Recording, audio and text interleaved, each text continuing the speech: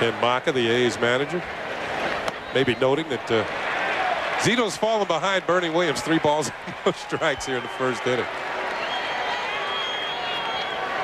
Usually don't see managers keep their own charts like that. Well, sometimes managers make notes during the game. I think that's a loan application for a car.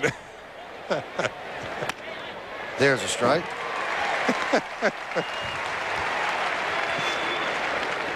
Reference Billy Beane. 6 seasons as a major league player. .258. 4 seasons as a minor league manager. The International League Manager of the Year in '98. And following Art Howe, the 16th manager in A's history. You know what also you could put on there? He was Ichiro's favorite player when Ken Maka was playing in Japan. Played for the Chinichi Dragons, and Ichiro had a poster of Ken Maka in his room.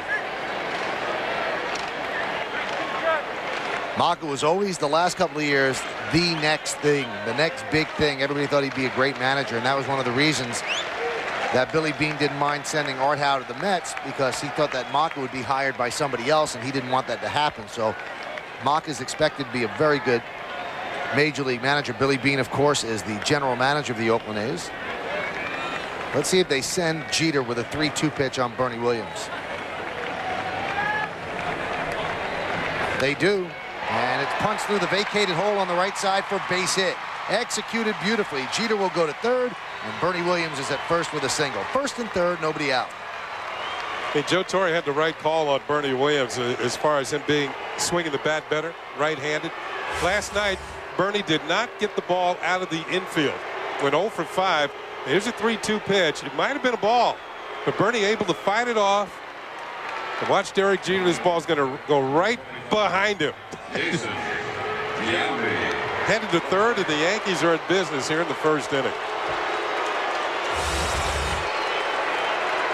Here's Jason Giambi. He'll face his former teammate Barry Zito with runners on the corners and nobody out. Just a reminder, Jose Guillen is playing center field for the A's, and he has one of the best arms in baseball. So a fly ball to center does not necessarily mean that Jeter would score.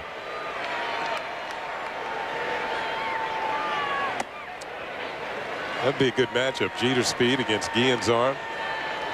Now they moved Terrence Long to right today, and Terrence Long does not have a great arm in right field. Billy McMillan is in left.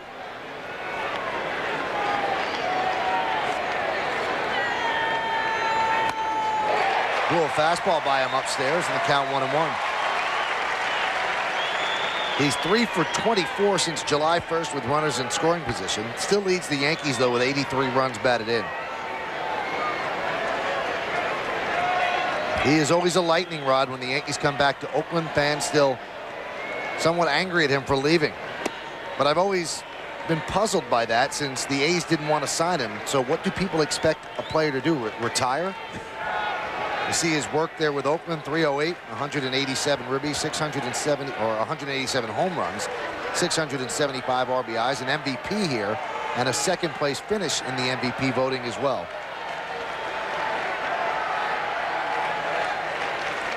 2-1. And the count 3-1. So Zito has fallen behind everybody. Yeah, he's struggling with his control. You start setting the Yankees up in 3-2 situations or 3-1 counts where they can really pick and choose what they want to swing at. That's when pitchers get themselves in trouble.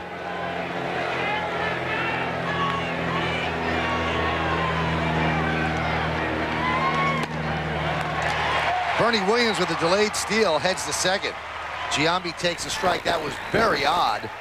Looked like Bernie bluffed and then decided to go. I don't know if he was confused or if that was a planned play. Well, Bernie's off and moving, and I think Giambi thought it was going to be ball 4, and maybe Bernie thought if he takes it, it's going to be a ball, but it wasn't.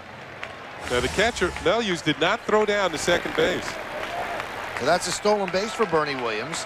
Takes away the force and the possible double play. And the 3-2 in the dirt, and the bases are loaded. Bases loaded, nobody out for the Yanks. Shows you the respect that Zito has for Giambi and the A's, because on the 3-2 pitch, well, we'll show you after this pitch by pitch. Breaking ball outside, ball 1.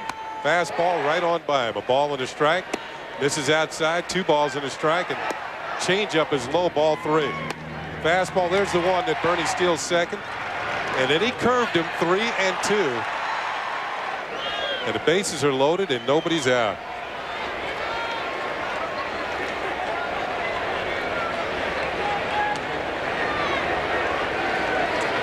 Here's Aaron Boone. And that pitch is low. Not a good sign for a pitcher when he's always falling behind. We gave you the walk totals, but he might walk people, but this is not his modus operandi. He's got nasty stuff. And he shouldn't be falling behind every batter that comes to the plate. The 1-0. 2-0. Home plate umpire is Angel Hernandez.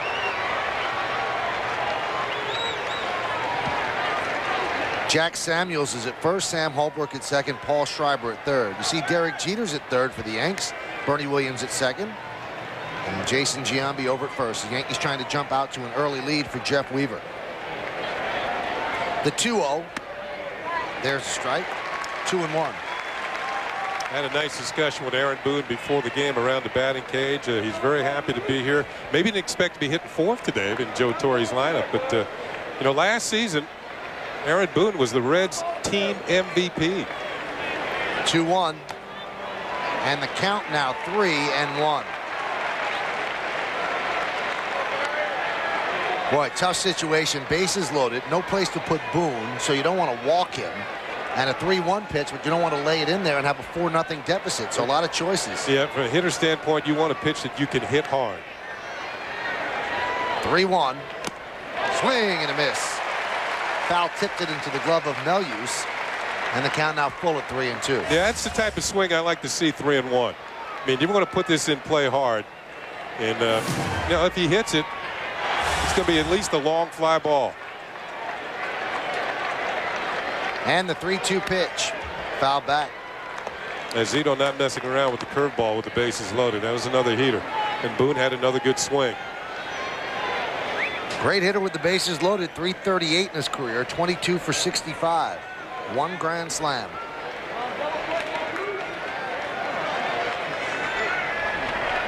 And the 3-2. Ground ball softly to second base. Could be hard to turn two. There's one, that's all they'll get. Jeter scores.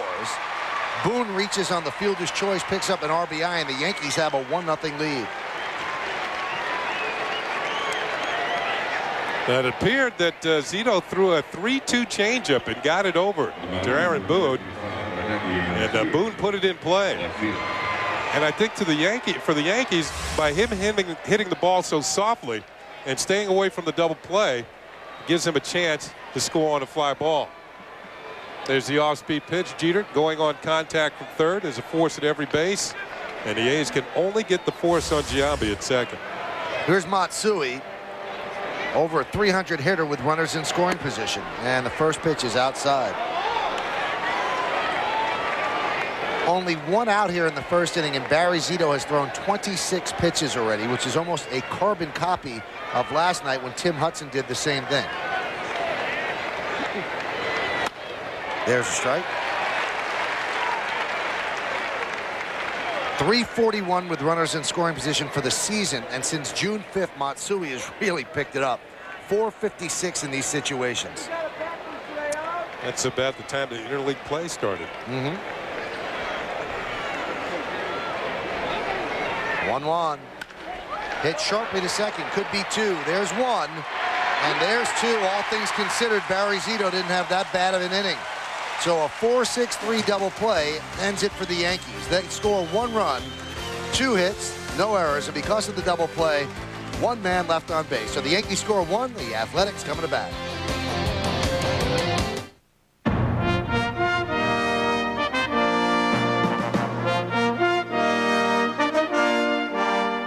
The New York Yankees, the world's most successful sports franchise, are celebrating their historic 100th anniversary in 2003. On Friday, August 8th, the first 18,000 fans 14 and under will receive a die-cast New York Yankees logo race car, courtesy of Action Performance. Come out to Yankee Stadium and join in the celebration of 100 years of greatness. Well, the Yankees had bases loaded, nobody out in the top of the first, and they scored just 1 run. Now the A's give it a chance against Jeff Weaver, and the Oakland Athletics starting lineup is presented by Dodge. Billy McMillan, the left fielder, will lead off. Jose Guillen, the shortstop, or the center fielder, will bat second. Batting third and playing third base, Eric Chavez. Miguel Tejada, the shortstop, is going to hit cleanup against Weaver. Great numbers, 8 for 21. That's 381, and one of the 8 was a home run. He had the walk-off home run in last night's game. Rubio Durazo, the first baseman, hits fifth. Batting sixth and DHing Scott Hatterberg. Mark Ellis, the second baseman, will hit seventh. The number 9 hitter is the right fielder Terrence Long. And Adam Melhuse is the catcher. He'll hit ninth. Well, the numbers on Jeff Weaver could be better. This will be his 20th start. His record 3 under 500, 5 and 8. His earned run average over 5. You can see more than a hit per inning. 10 home runs, though. That's a low total. 33 walks, 69 strikeouts. And the pitching scouting report this afternoon is brought to you by the Bank of America. Well, Jeff is California dreaming. He's California born and bred. Still lives in the Golden State. And lefties are hitting .322 against him. As we mentioned before, Miguel Tejada has been a tough out for Jeff Weaver. Well, Billy McMillan will lead off. And the pitch is inside. Jeff Weaver performed admirably, performed very well Sunday night national television against the Red Sox. His bullpen did not hold the lead for him, though. In fact, Jeff Weaver's been victimized by a shaky bullpen. 5 games that he left, and the Yankees were leading at the time. That lead was evaporated. So his record would be a little bit better. Grounded foul. I think there's only one pitcher who's had worse support. Kip Wells. Yeah.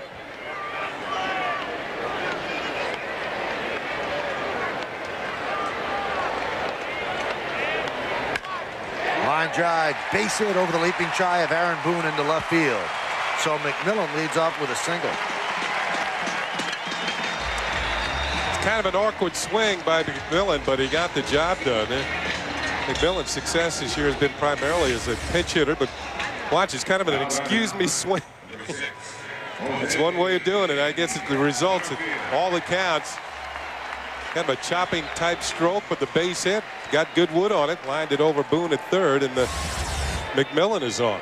The A's have used 5 different leadoff hitters since the All-Star break, just looking for the right guy to lead ball games off.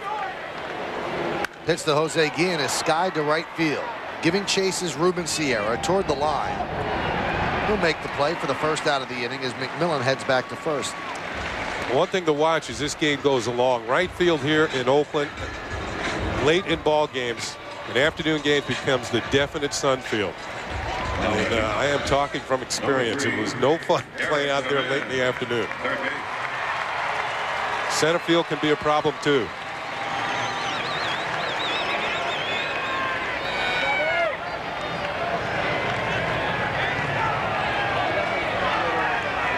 Here's Eric Chavez. And there's a strike. 4 straight years now, Chavez has hit 20 or more home runs. One of the premier third basemen in the league. Maybe the best fielding third baseman in the league.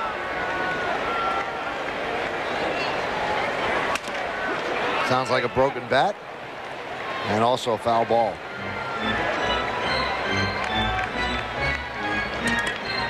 I'll tell you that the bat boy on the A's side is pretty quick. Now, I found out the name of the bat boy on the Yankee side is Jerome Souza. And we pointed him out last night because they were very quick in getting the bats into the players' hands following broken bats. And yeah, he's ready. And Chavez breaks another one. They got the memo from the league. The 0-2. Grounded through the left side for a base hit. Nice piece of hitting by Chavez. Moving to second is McMillan, and the A's have runners on first and second with 1 out. Yeah, what McMillan and Chavez did, they got that moving fastball. Jeff Weaver's best pitch is a fastball that moves away from left-handed hitters. There's the target from Flaherty, and watch him go out and get it. Ball's up just a little bit where he can get it and drive it through the hole. What did Tony Gwynn call that? The 5.5 hole between shortstop and third. He made good use of it. Well, here's Tejada. 20 for 61 since the All-Star break. Got off to a terrible start this year. Won last night's game with a home run off Antonio Osuna. Tejada is not going to be here next year. And the A's have pretty much made it very clear they cannot afford to pay him what he would command on the open market. They don't even seem like they want to negotiate with him. They've got some pretty good prospects in the minor leagues, but I don't know how you replace an MVP, but they'll try to do that with Tejada. Well, you look at what they tried to do with Giambi. You know, they looked at Giambi's numbers, which were MVP numbers when he left the A's, and they didn't try and replace him with one player. They tried to replace him with several players, and Hatteberg just happened to be one of them. Lofted to left field. Coming on is Matsui, and he can't make the play. Backing up is Bernie Williams. Everybody will move up a base.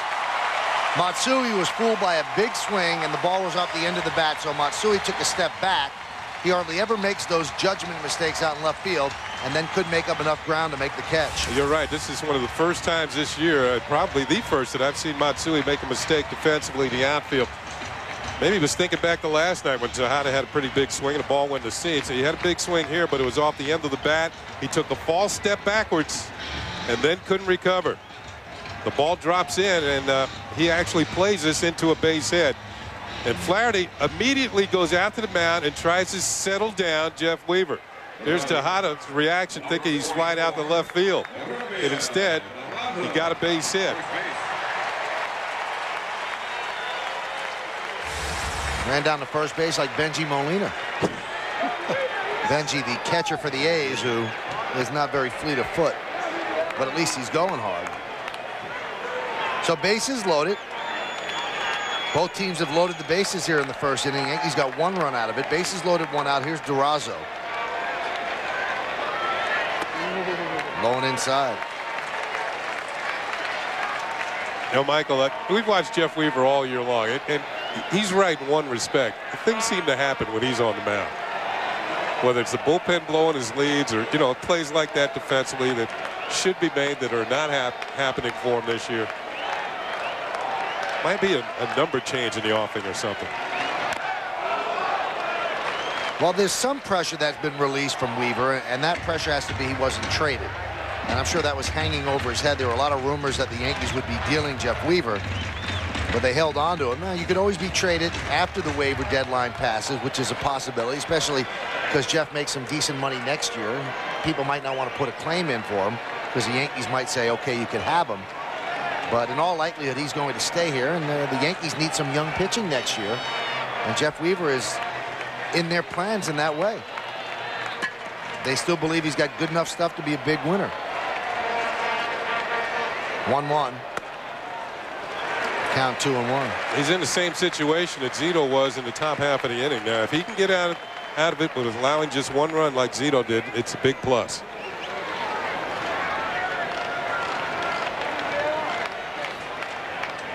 What he'd like to have here is a ground ball right back to him.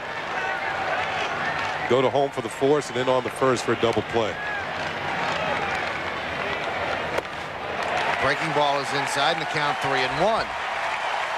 Now he's in the same situation Zito was in. 3-1, no place to put Durazo. But you don't want to give Durazo that good of a pitch. Durazo's not been hitting lately. Only .209 in his last 37 games. But he does take pitches. He'll walk. The 3-1. That one is lined to right field. Coming on Sierra. He cannot make the play. One run scores. Here comes Chavez. He scores. It's a two-run single for Durazo. And the A's have taken the lead 2-1.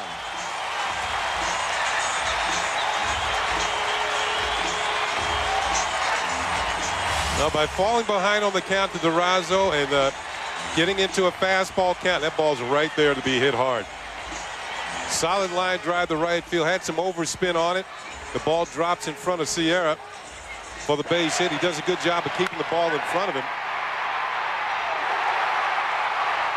2 runs will score, and the A's have taken the lead.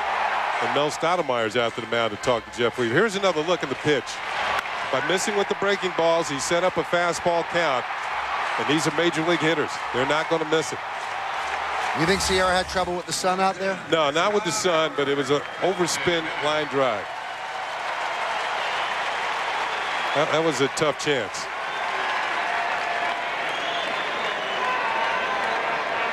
Here's Scott Hatteberg. And the pitch is inside 1-0. You are not going to get much of a break today from Angel Hernandez. This is a Quest Tech Stadium. And yesterday's home plate umpire, Paul Schreiber, called it pretty close to the vest. And it looks like Hernandez is doing the same thing. It's like the pitchers have to know which are the Quest Tech stadiums and which are not. That's what Michael's talking about. The umpires are graded in these stadiums. 13 of the 30 ballparks have Quest Tech. 13 of the 31 if you count the ballpark in Puerto Rico, where the Expos play 21 of their games.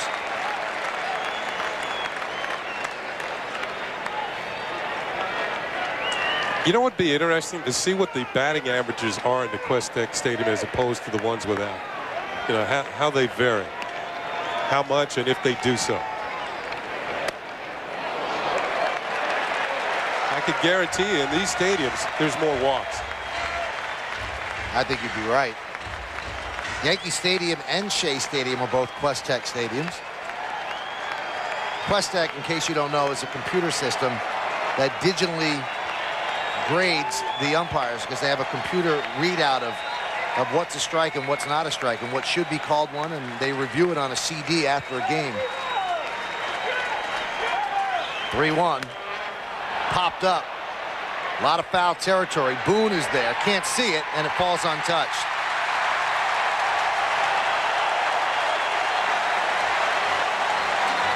He held his hand out as if to say, I have no idea. And when the ball landed, you knew he was right. He had no idea. Yeah, he's over there by himself, though. There's nobody within range to help him.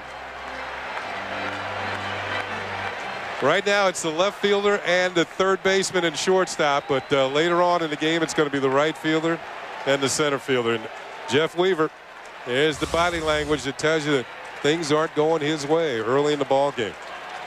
That should have been an out.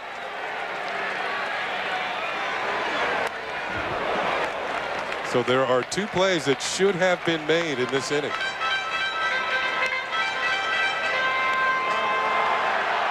You know, people talk about his body language, but I got to be honest with you. Yeah. Anybody who's a human being would be upset by what's going on, and you'd have to be a mannequin not to show some disappointment.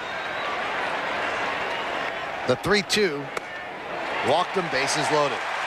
You see, but one way I kind of disagree because the pitcher is the man in charge, and when he's walking around with his head down, the rest of the team has a way of slumping too. Like if he's giving up, you know, what's going to keep us in this game? So here comes Jeter, the captain of the Yankees. And just tell him, look, try and get a ground ball here. We'll get you out of the inning.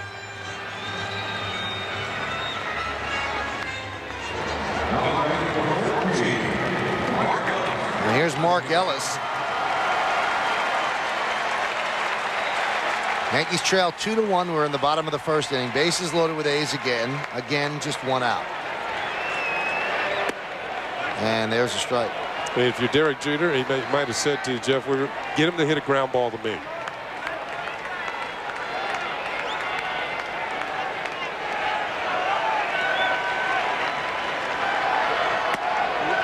Good pitch on the outside corner, 0-2.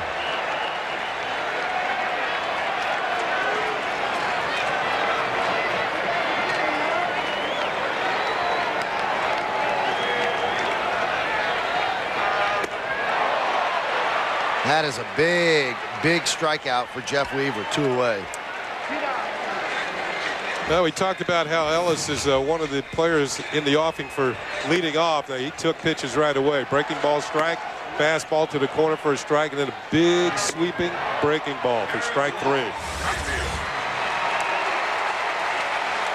Well, Jeff Weaver maybe he's going to take it upon himself. Picks up a strikeout for the second out.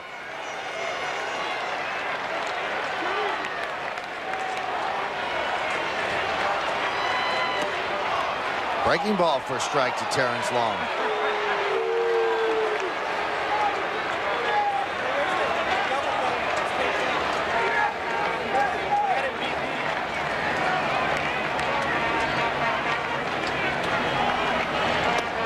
Way inside, 1-1. Well, after laboring in the top half of the inning, Barry Zito's gotten to sit down for a while and catch his breath. And Weaver also up there pitch count wise. Upcoming will be his 30th pitch. Wow. 1-1. Driven to center field. Bernie Williams is there in left center. He'll put it away for the final out of the inning. All things considered, not an awful inning for Weaver. 2 runs on 1, 2, 3, 4 hits. No errors, none charged. Bases left loaded. 2-1 A's.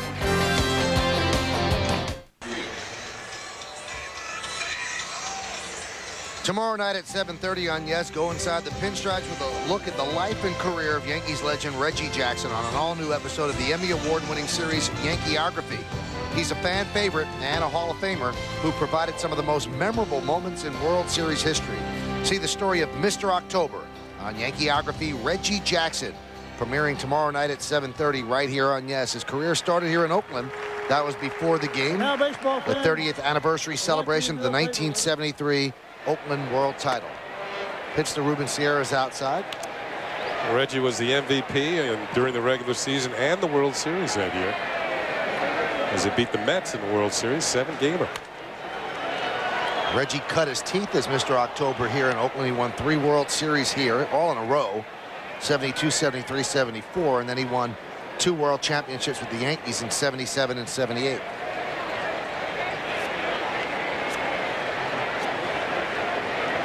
One.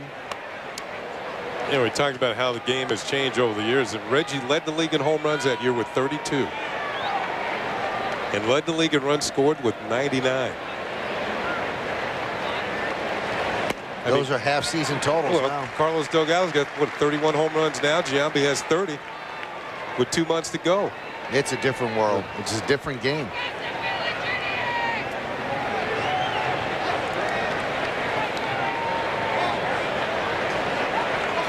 2-2 from Zito. Backdoor breaking ball. Ruben Sierra was willing to walk back to the dugout on that one, but it wasn't called a strike. Here's Questek at its best. That curveball dropped out of the sky. No fault with the umpires. I don't have any fault with them. I mean, they are under the gun. You know what I don't get? I don't understand what the whole hullabaloo is about. They're told to call strikes out of strikes. It's not artistic impression as a home plate umpire. Everybody seems to be getting their nose out of joint on this. Here's a ground ball to second. Ellis is there, 1 away. What you're saying is that's what they should be doing to begin with. Exactly. Yeah. And if the ball's outside, it's outside. It shouldn't be called a strike. And you hear pitchers like, you know, Glavine and Maddox, and used to getting that ball off the plate called a strike. But you know what? It's not a strike. And it shouldn't be left up to interpretation. I think it's only fair to hitters. They should know what a strike zone is. It shouldn't have to vary from umpire to umpire. Here's Soriano. 1 for his last 20, 3 for his last 28. Pitch is a strike. He has not hit Zito particularly well.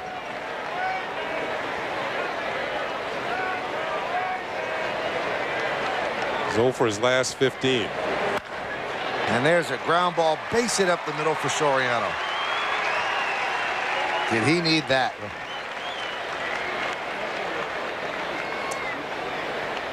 You know, last night I know his error was a big one, and he's feeling pretty low. But he hasn't been hitting, and then you start to feel maybe my fielding's going too.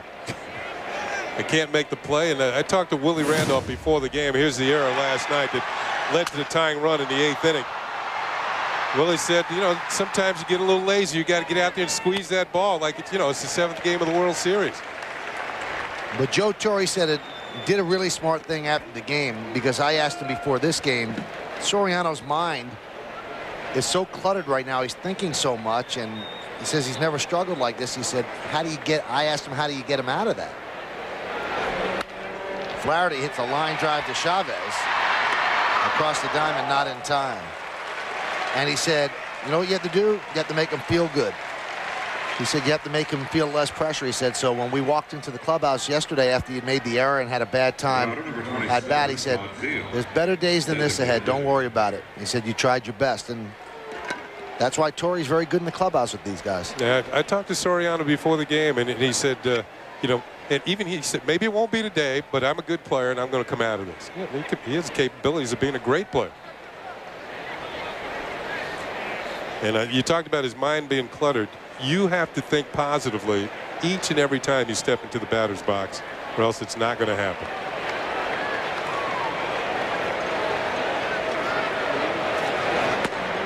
There's a strike.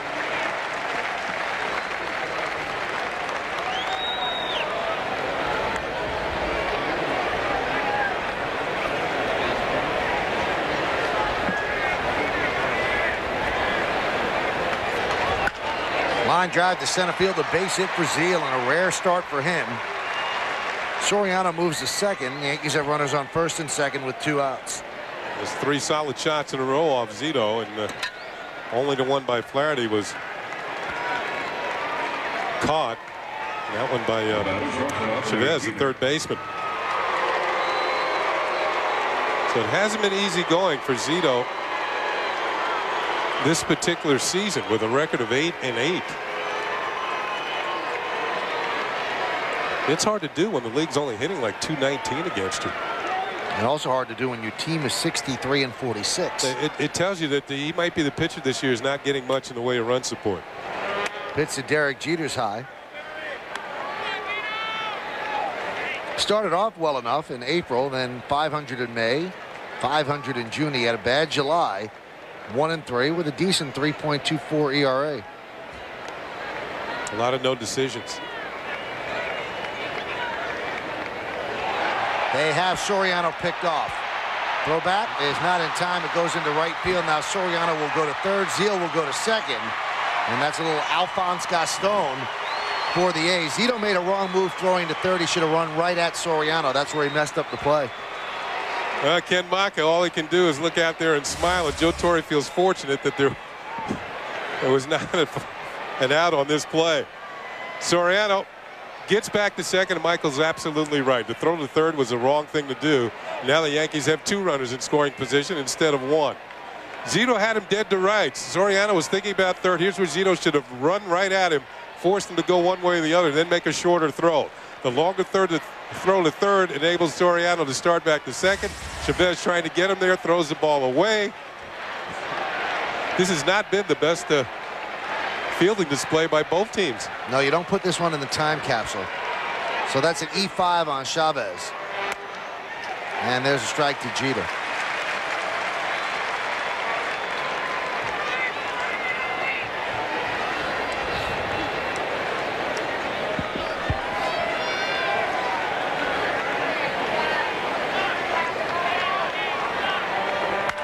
Line drive to left field. That is a base hit. Soriano scores. Zeal will hold right there. The throw is cut off by Chavez. He fires across the first, but Jeter dives back. So Jeter an RBI single, and the Yankees and the A's are tied at 2.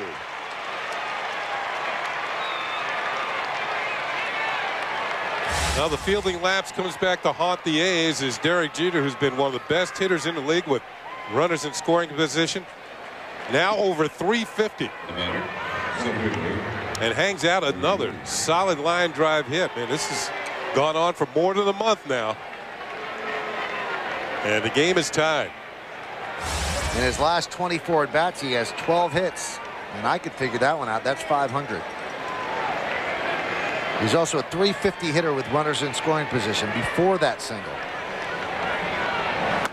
And the pitch to Bernie Williams is a strike.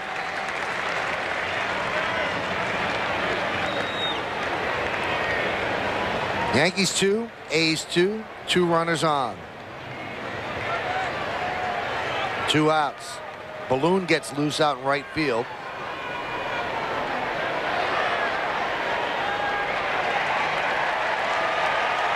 And the ball boy gets a nice hand.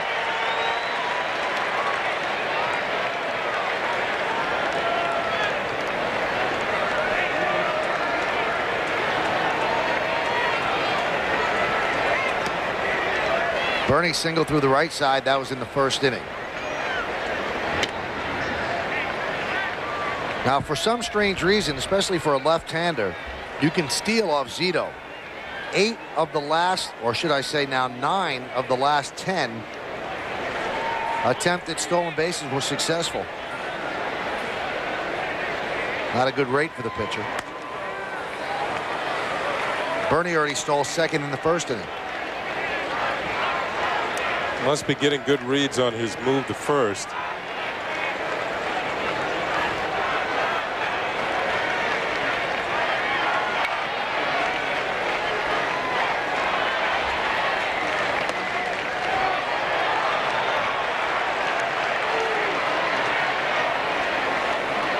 Another hitter's count.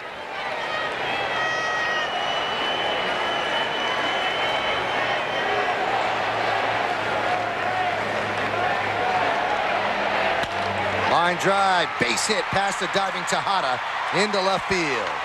Zeal scores. Jeter moves to second. Hits an RBI single for Bernie Williams, and the Yankees have retaken the lead, 3-2.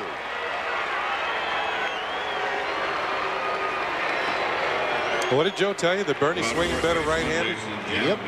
Another lefty tomorrow, and Mark Mulder, another tough lefty, but Bernie gets a pretty good breaking ball to hit and rips it by Tejada into left field. I'll tell you what, 2 out base hits really pick up a team. You see Tejada die, but in vain. And the Yankees have had 2 of them in a row to retake the lead in the game. Pitch to Giambi is up and away.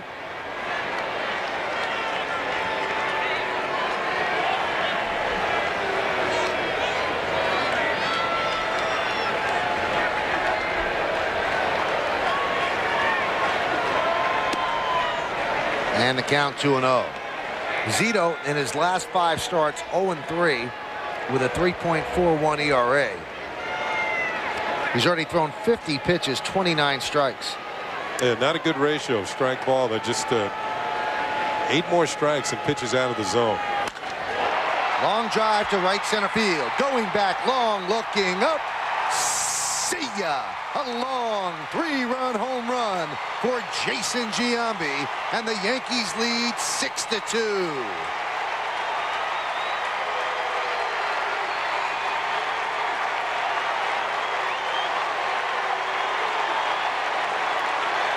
That is his 31st home run of the year. Now has 86 runs batted in, and that is a way to quiet the Bluebirds.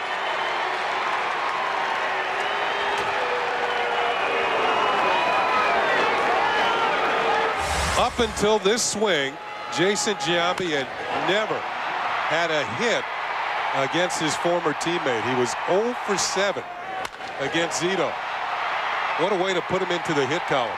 A 3-run home run. The Yankees continue to score with 2 outs here in the second inning. And just like that, the A's get their bullpen busy. John Halama, the left-hander from Brooklyn, New York, begins to throw. So all of the damage coming with 2 outs. Boone hits a long drive to left field, but that's in the park. Billy McMillan is there, and he'll put it away for the final out of the inning. But the Yankees get 5 runs, 5 hits, 1 big error, and nobody left on base. As we go to the bottom of the second inning at the Network Associates Coliseum, it's the Yankees 6 and the Oakland A's 2. You're watching Yes.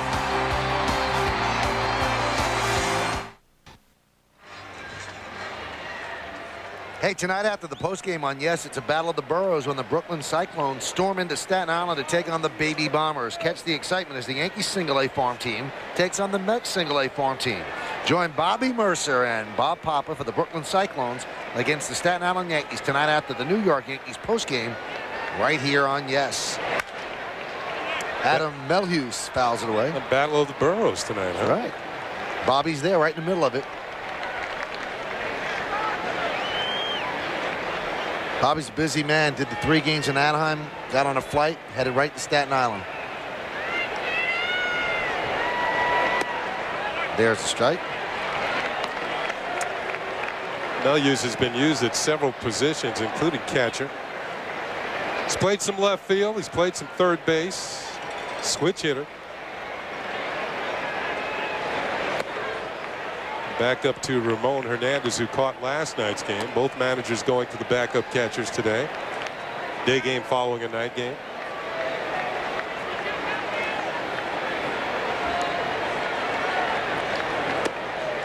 Pitch is outside.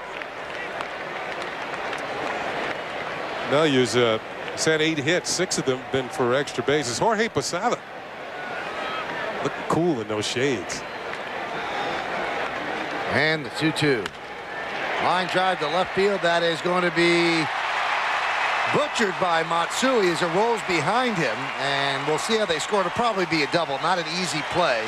But Matsui, rather than turning his hand, tried to catch it straight up. And it's going to be a double for Adam Melhus.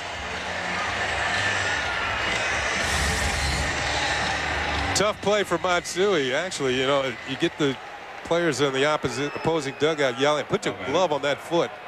As the ball just missed his right foot. It's going to be actually scored a single and an error. Now, you know, I don't get that. I don't get it. I don't get it either because he dove for the ball. That's a bad call. Pitch is inside to McMillan.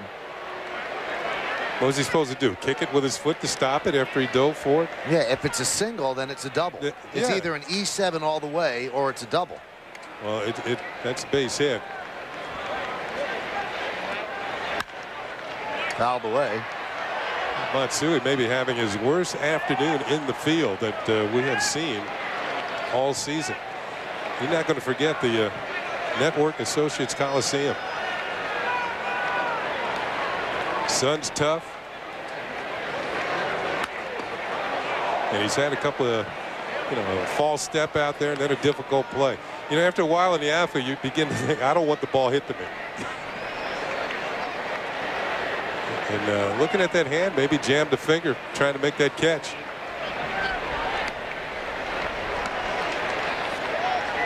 And the 1-2. Strike 3 inside corner. McMillan down looking. Nice comeback by Jeff Weaver. We talked about the movement on his fastball, and this is a great example. Ball zooms back over the inside corner for call strike 3.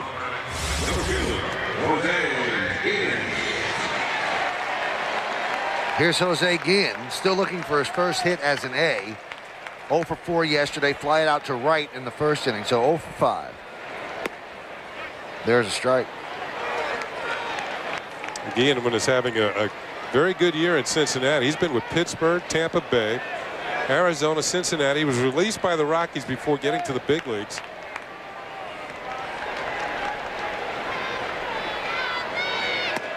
Good slider. He had a .337 batting average with the Reds. And you have to go back more than 50 years to find the last time a team traded a player with that high a batting average with a minimum of 150 at-bats, and that happened in 1950, September of 50. The Yankees acquired Johnny Hopp from the Pirates, and Hopp was batting .340 at the time of the trade. And that is blooped into right field. Giving chase is Soriano. He makes the catch, 2 away. This copyrighted telecast is presented by authority of the New York Yankees and may not be reproduced or retransmitted in any form, and the accounts and descriptions of this game may not be disseminated without the express written consent of the aforementioned New York Yankees.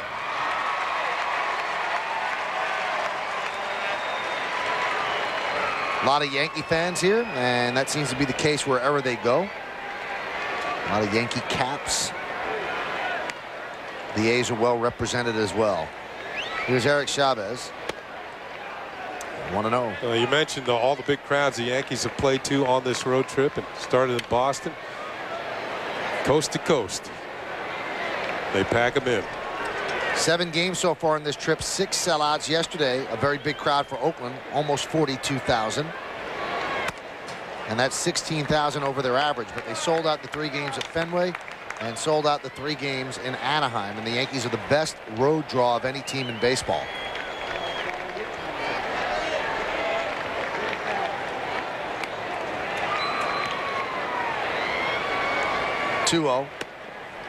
There's a strike, 2-1.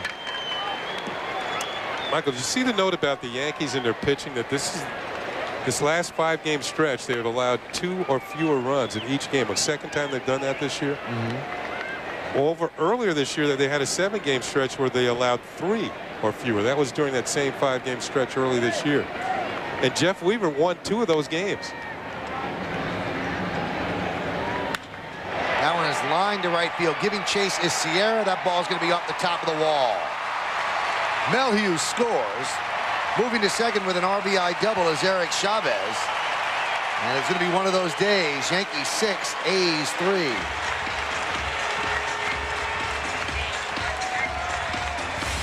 Solid line drive off the bat as Chavez, hanging breaking ball, and hey, he put a good swing on it. And I think Weaver is lucky this one didn't leave the park. Hits the wall on a line, and Sierra does a good job of getting it back in. But a two-base hit and an RBI for Eric Chavez. And Weaver knows that he hung one. Boy, if you took a highlight reel, and I use the word highlight loosely, and look at everything that has gone wrong for Jeff Weaver in this season, you would find that one of the main culprits is his hanging breaking ball. He continually spins it up there, and it's eminently hittable. Ground ball left side. Nice stab there by Boone. Fires across the diamond. They just get Tejada for the final out of the inning. Well, the A's get one back. 1 run, 2 hits, 1 error, and 1 man left. We go to the top of the 3rd inning as Aaron Boone makes a nice play to the glove side. It's the Yankees 6 and the A's 3. Purchase any McDonald's Extra Value Meal from July 29th to August 18th and receive a free Yankees player trading card and score the Yankees game card. Prizes include Yankees tickets, a trip to Yankees spring training, 2004 Yankees season tickets, and much more. Visit participating McDonald's for details. Hideki Matsui leads off against Barry Zito. Zito trailing 6-3 as we head to the 3rd. Slow roller, second base. Mark Ellis right there. 1 away, 1 pitch, 1 out. Fans come out to Yankee Stadium on Sunday, August 10th, as the first 18,000 fans 14 and under in attendance are going to receive Yankee sunglasses courtesy of Verizon Wireless. All the outfielders need those today. For tickets, visit the stadium ticket window, Yankees clubhouse shops. Call Ticketmaster 212-307-1212 or log on to Yankees.com.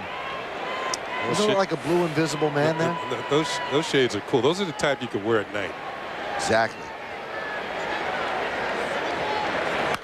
Sierra fouls it away. I was talking about the Yankee pitching early in the year when they actually won 7 in a row and didn't allow more than 3 runs in any one of those games. Along with Ken Singleton, I'm Michael Kay. You're watching Yankees baseball on this Saturday afternoon, and we thank you for that. Yankees 6 and Oakland 3.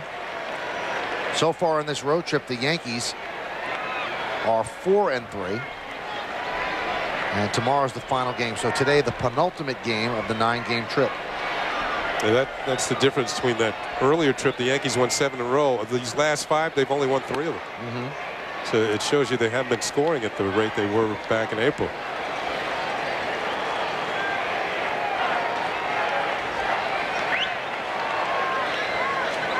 And the 1-2. Check the swing. Did he go? No. Said Jack Samuels. Jack wasn't here yesterday. That was Randy Morris yesterday. It looks like the crew chief has got the day off. 2-2. Backdoor breaking ball just missed. 3-2. Next pitch for Zito will be his 60th. Ken Maka not in love with that call. And he knows the umpire right there on that sheet. The 3-2. He also knows with Zito up over 60,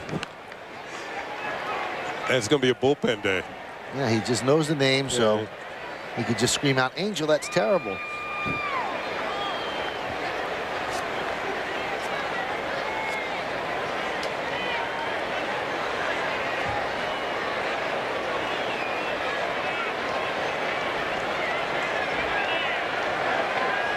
And the 3-2. Way outside. You hear the crowd groan as Zito walks his second batter. But to tell you the truth, he's been way wilder than just 2 walks in 2+ innings, because he's 3 balls on everybody. He's thrown 61 pitches. You know, and we mentioned the fact that he's second highest walk total in the league, and last year that wasn't the case. I mean, he was zooming in on the strike zone. You don't go 23-5 by walking people all over the ballpark.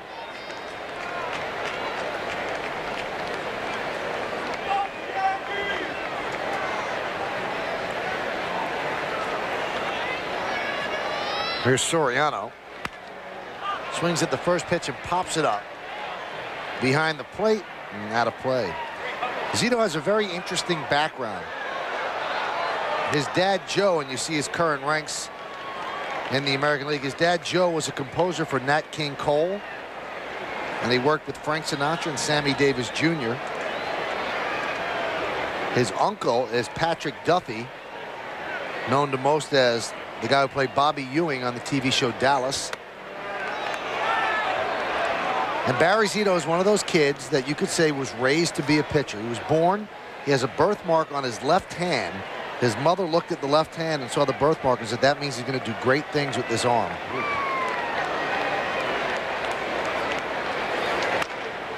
Fouled away.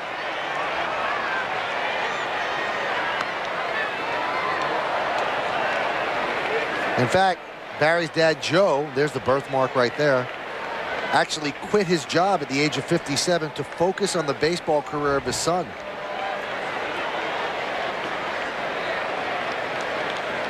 So this kid was 7 and they knew he was going to be a professional baseball player. In fact, in 2nd grade, they asked all the kids to draw pictures of what you want to be. And he drew a picture of a Major League Baseball player. And over the top, a little headline that says, making $1 million a year. I think he cut himself short on that. Yeah, I'm saying he's wrong on that part. But it's a nice start.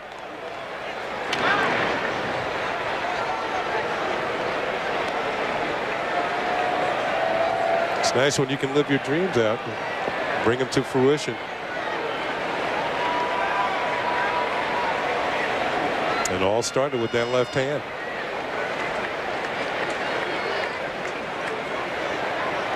Now at the time, how did she know he was going to be a lefty? Speaking of his mom, you know. That's true. Yeah.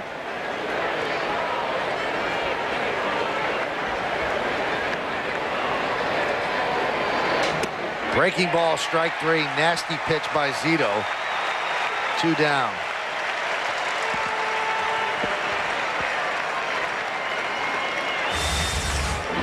Zito's first strikeout of the afternoon. There's that 12-6 curveball. That's the best one he's thrown all afternoon. It drops out of the sky and into the strike zone. An emphatic call strike 3 by Angel Hernandez. Here's John Flaherty. Upstairs. When Barry was 13, his dad actually took him to former Cy Young Award winner Randy Jones, and for $50 an hour, he gave him lessons from the age of 13 to 16. Gives a lot of credit to Randy Jones to making the pitcher that he is. Popped up behind the plate. Melius runs out of room. Yeah, think about it. Randy Jones is a different type of pitcher than Zito. Randy Jones was an off-speed pitcher. He was a lot like Tommy John used to be. For Yankee fans, remember Tommy John. Did not throw hard. Zito, good fastball, super curveball. Won the Cy Young for the Padres in 1976. That's pretty good to get a Cy Young Award winner to 2 to you, even for $50 an hour. That's pretty cheap. And then you go out and win one yourself. Yep. Yeah. Born in Vegas, grew up in San Diego, drafted by Oakland in the 1st round, the 9th pick of 1999 out of USC. And he made his major league debut about 3 years ago, July 22nd of 2000. Now, I've watched Flaherty at the plate against Zito. Now, he hasn't had much success. He lined out the 3rd, hit the ball well last time. He's 2 for 11 in his career against Zito, but both hits are home runs, and he's had some good swings. It's not like Zito's fooling him. 1-2. That one's hit deep to left field. Going back, McMillan still back. He's going to turn and watch it go over the wall for a home run. A 2-run home run by John Flaherty, who definitely has Zito's number. And the Yankees lead 8-3. Zito can't keep him in the park. If he gets a hit, it's out of here. 3 for 12, all 3 are home runs. But just watching him, his first at bat, he lined out, and during this at bat, had some good swings, and finally Zito got one even more to his liking. And John Flaherty, I'll tell you, what a pickup by the Yankees. Does not play all that often with an all-star catcher ahead of him, but he does the job when he's in there. Hard working, works hard on his defense, good thinker, calls a good game, and native New Yorker too. You got to throw that in there. Popped up right field. Terrence Long is there, and he will put it away for the final out of the inning. But the Yankees get 2 more runs on 1 hit. The Flaherty home run, his 2nd of the year. No errors and nobody left. Gave it just enough distance to clear the wall. The Yankees lead 8-3 as we move to the bottom of the 3rd.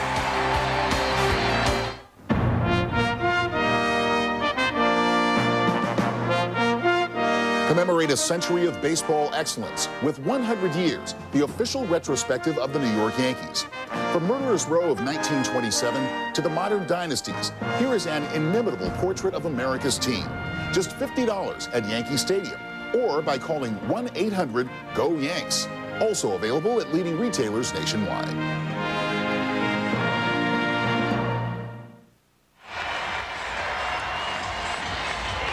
Hey, Yankee fans, Yankees.com shop has the best selection of Yankees gear, including caps, pullovers, and lots more. Visit Yankees.com and shop online today at the official site of the New York Yankees.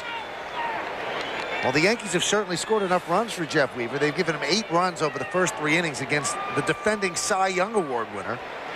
Now Durazo will lead off against Jeff Weaver.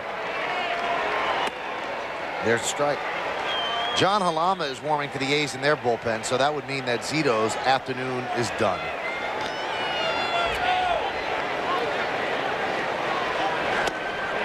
Check swing, but he went around, and the count 0-2.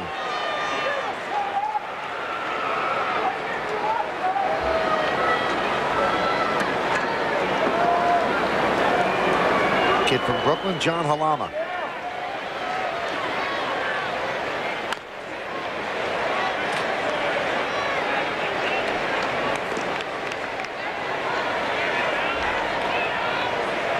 You just know that all around Pearl River, they were cheering when John Flaherty went yard. 2-run home run. Strike 3.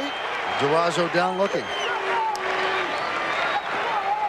Here's where Jeff Weaver can take over a ball game now, become aggressive on the mound. He's got a nice lead to work with, and makes a nice pitch here. There's that movement on the fastball. Angel Hernandez, hey, calls strike 3. Good job by John Flaherty behind the plate, too. Just kind of inching that ball a little bit closer to the strike zone. Breaking ball to Scott Hatteberg is a strike. Hatteberg walked in the first inning. 8-3 Yankees lead the A's. Bottom of the 3rd inning. Another strike. 0-2. One thing you notice about Weaver, he's kind of picked up the pace this inning. He's working more quickly.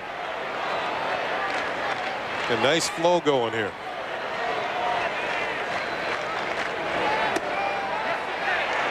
Strike 3, Angel Hernandez says. And Hatteberg down on strikes. Did he say he went around on that? Yes, he did. Now, Ken Maka might not agree with him. Certainly Hatteberg doesn't. But we'll get another look. Well, that was like a check swing. It did to me. Now, this is a more definitive angle. It looks like he went around a lot more on that one. Hatteberg back to the dugout. Pitch to Ellis is low and away. 4th strikeout for Jeff Weaver.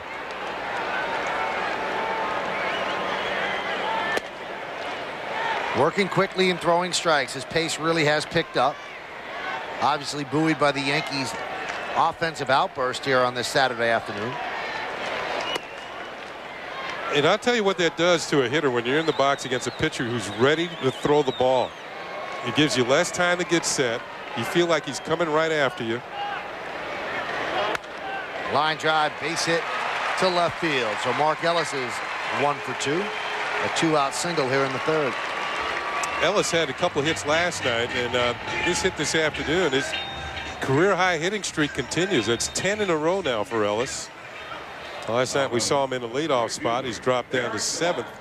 in this afternoon's game. He's been one of the hottest hitting A's of late. Good ball player, Mark Ellis. There's a man they call T. Long here in Oakland. Flied to center in the first inning. And third base umpire Paul Schreiber said yes, he went. The count 0-1. Crowd getting a little restless. Yeah, if Angel's not going to get you, Schreiber will.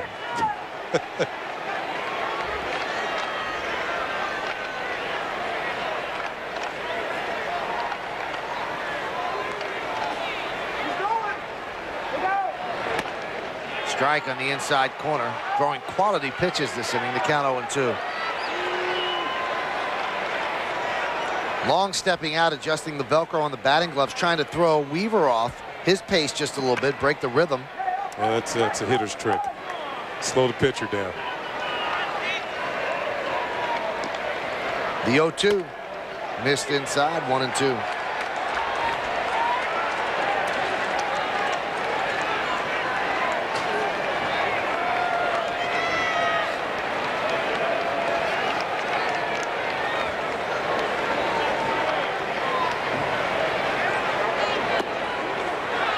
Two and two.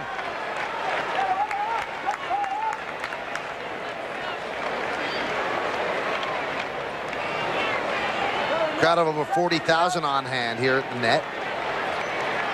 All three crowds expected to exceed 40, which is well over their average. The 2-2. Foul back. Yesterday's crowd left happy with a walk-off home run by Miguel Tejada. This crowd somewhat subdued with the 3-run home run by Giambi and the 2-run home run by Flaherty. So they've seen Giambi hit home runs before, but it was in an A's uniform. 2-2. Rip foul. Bad play by the ball boy.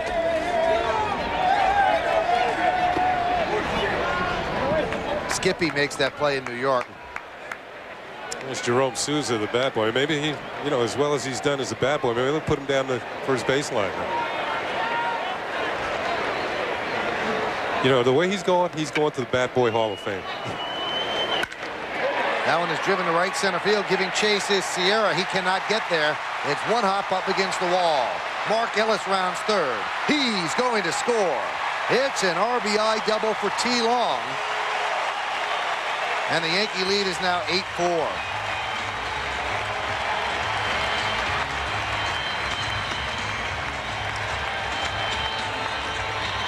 I'm not so sure that they would have gotten Ellis at the plate, but there would have been a play except for the fact that Sierra missed the relay man. He threw the ball over the head of Soriano, and then they lost all chance of any throw to the plate to try and cut down the run.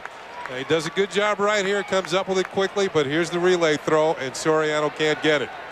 And he would have had a play at the plate. He might not have gotten him, but at least there would have been a play. Pitch to Adam Melius is inside. Here's Ellis hitting second. Yeah, they would have been close. One thing that's got to be a little disheartening to Joe Torre right now, his team keeps scoring runs, but Weaver can't put a 0 up on the board. So the A's have scored 2 in the first, 1 in the second, 1 in the third, and they're still hanging around. Yeah, this might be one of those last man standing games. It'll be men on base all afternoon. It's not one of those days when you want to have dinner reservations. A lot of crooked numbers on the board. And Sterling Hitchcock begins to throw. Weaver's thrown 69 pitches, and we're here in the bottom of the third. There's a strike. For Terrence Long, that was only his second run batted in his last 13 games. He's been struggling big time lately.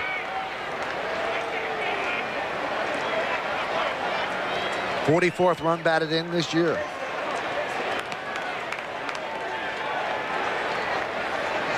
Two. Fouled away. It looked like Weaver had his thing working here in the bottom of the third. Struck out the first 2 hitters. Mark Ellis put an at-bat on him, and then Terrence Long fought off several pitches before getting something he liked to hit. And all of a sudden would look to be a promising inning. And the A's have scored. Weaver wants Flaherty to go through the signs again.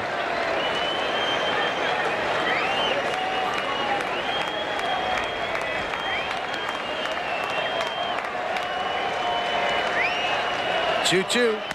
Strike three. Inside corner. Melhuse down looking. So Weaver strikes out the side. Now has 5 Ks on the afternoon. But the A's get a run on 2 hits. 1 man left. We've played 3. It's the Yankees 8 and the Oakland A's 4. You're watching Yankees baseball on Yes. Award-winning Yankeeography, Mr. October, Hall of Famer Reggie Jackson. He had a big burn inside to be the best home run hitter in the world. Yankeeography Reggie Jackson premieres tomorrow at 7:30, only on Yes. Well, Ken Maka says, well, I've seen enough of Barry Zito, so I'm going to make the singular call to the bullpen. Singular, the wireless company that fits you best. It's a nice day for a parasol. And they're hoping that John Halama can serve as protection for the rest of this game. Barry Zito, an awful, awful afternoon. So they turn it over to the Brooklyn left-hander John Halama, and you see his numbers. 2 and 4, 3.96, more than a hit an inning. Strikeout to walk ratio not great, but a good ERA, 3.96. And he throws a little bit of this and a little bit of that, changes speeds. Poor man's Jamie Moyer. There's a ground ball to short. Tejada guns out Jeter, 1 away. Time now for the Aflac trivia question. We always do that in the top of the 4th. You should know that by now. Reggie Jackson was the American League MVP in 1973. Which of his 2 Oakland teammates finished in the top 10 MVP voting that season? Bonus points right here. Oh, bonus. What Yankee finished in the top 10 in 73? I'm going to guess that one. I'd say that's got to be Mercer because he had a great year in 73. Okay. Bonus points. We've never had bonus points before. Last 2 nights we had bonus cantos. Top 10. Wouldn't that be then Vida Blue and maybe Joe Rudy? That's a pretty good guess. Sal Bando might have probably had a good year. Catfish had a good year. Bernie Williams has had a good day. He's 2 for 2. Let's put it this way. The A's had a good team back then. You know, unfortunately, the free agency was about a few years away, and Charlie Finley couldn't keep the team together. In fact, we were watching some of the press conference for the 73 A's, a 30-year celebration this afternoon prior to the game. And they were talking about the World Series rings that they got. And Reggie said the 74 rings did not have a diamond. He said they were plastic rings, and he's never seen anybody wear a 74 World Series ring. The 73 World Champion Oakland A's. Very subdued ceremony before the game. 1-2. And this is no knock on the A's, and it might come off that way. It was almost too subdued, and the crowd seemed like their mind was somewhere else. And it doesn't compare to a Yankee Old Timers Day celebration or when the Yankees have a day. It just has a different feel at Yankee Stadium. The 2-2 and the count 3-2. Well, the Yankees have been around for 100 years plus now. A lot of tradition is passed along in the back east with the Eastern teams. Remember, the A's started in Philadelphia and worked their way west. Went to Kansas City and now to Oakland. They've had pretty good history here in Oakland with those early 70s A's. And then the Bash Brothers A's. Yeah, They went to 3 World Series in a row, but they only won 1. Swing and a miss. Bernie down on strikes. In fact, a lot of the writers in the Bay Area say that Oakland doesn't celebrate its history enough. If you look at it, the Philadelphia A's and the Oakland A's have combined for 15 American League championships. And they've had 9 world titles. And in all that greatness, only 2 numbers have been retired. Raleigh Fingers 34 and Catfish Hunters 27. They've had a lot of great players run through here. Well, you saw Reggie this afternoon. He's MVP of the World Series and the regular season, and his number's not retired. And he's so known as number 44 in New York, but he wore number 9 here, played here longer than he did in New York, and they have not retired his number here. Line drive foul. It scatters everybody in the Yankee bullpen. Giambi last time up hit a long 3-run home run into the right center field bleachers, his 31st home run of the year. Took a while for that one to come down. I think they showed an in-flight movie on that one. Yeah, you had a chance to read a good book. As Giambi books a long flight to right center field for his 31st home run of the year. A 3-run shot.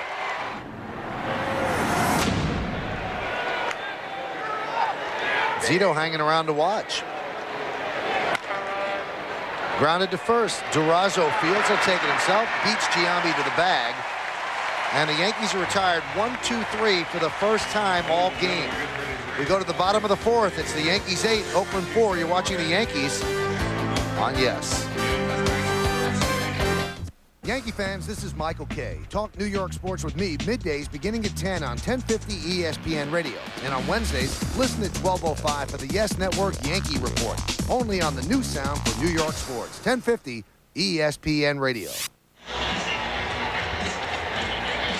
It really is a beautiful day here in Oakland. Just perfect weather, not too hot, not too cool, not too many clouds in the sky, although the outfielders would like that. And Billy McMillan leads off.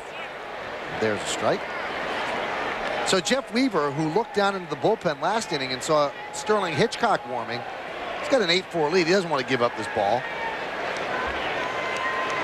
Yankees have had Hitchcock take a seat in the count 0-2. There's Hitchcock, and he's heading back out towards the bullpen. Maybe went and changed his shirt in the clubhouse after warming up. You're right. What more incentive does a pitcher need? Popped up right field. Sierra will put it away for the first out of the inning. Let's take a look at that Aflac trivia question, and we'll give you the answer. We're intrigued by it. Reggie Jackson was the AL MVP in '73. Which of his 2 Oakland teammates finished in the top 10 MVP voting that season? And then that special bonus point, what Yankee finished in the top 10? We think that's Mercer, but it could be Thurman. Let's see. No, it is Mercer. Sal Bando and Catfish Hunter. Yeah. And Bobby Mercer got 9 votes. Or not 9 votes. He was 9th in the MVP voting. Guillen fouls it back. Bobby's now in Staten Island preparing, and he's got a big smile on his face that we got that right. Maybe I can wipe that smile off his face. I was 8th that year in the National. Were you really? Yeah. See you go. There you go, Bobby. Singy bringing you down. Bobby's my man.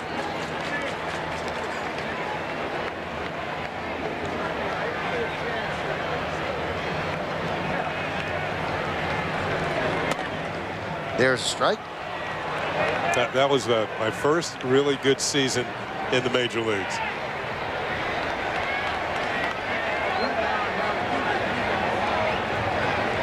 The 1-2. High fly ball to deep left. Going back, Matsui has room. Now in a couple of steps, 2 away. Well, any fly ball is going to be an adventure this afternoon. And Matsui seems somewhat relieved. Yeah, all right. Chattered away with Bernie Williams.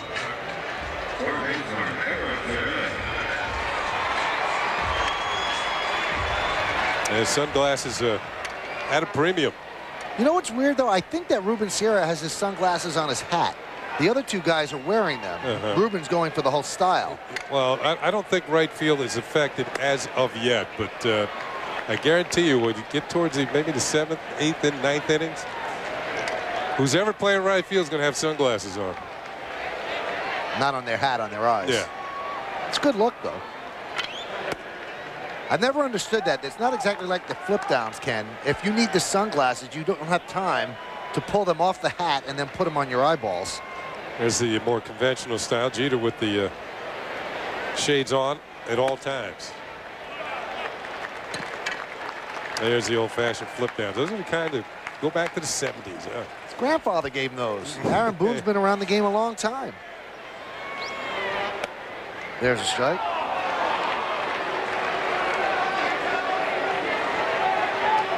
Jason just looks cool. Yeah. The wraparounds. 3-1 pitch. He walked him. Just as if Jeff Weaver does not want to have a 1-2-3 inning. Here's Tejada. Tejada today is playing in his 542nd straight game, which is the 24th longest streak in big league history. It's the longest active streak in the majors right now. But to get a perspective on it, Kenny, Miguel Tejada would have to play every game until the 2016 season to break Cal Ripken's record. That's a lot of games. 13 more years. 26-31. 13 more years of every day.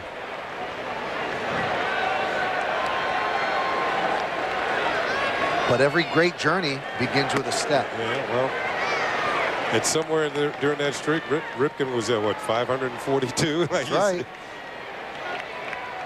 A's signed him as a free agent in '93. He made his major league debut in '97, and he won the MVP last year.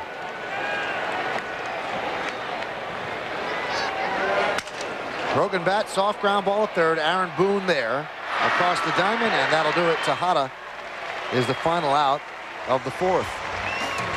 So Weaver stops the A's from scoring for the first time today. They leave one runner on. We go to the fifth. It's 8-4 Yankees.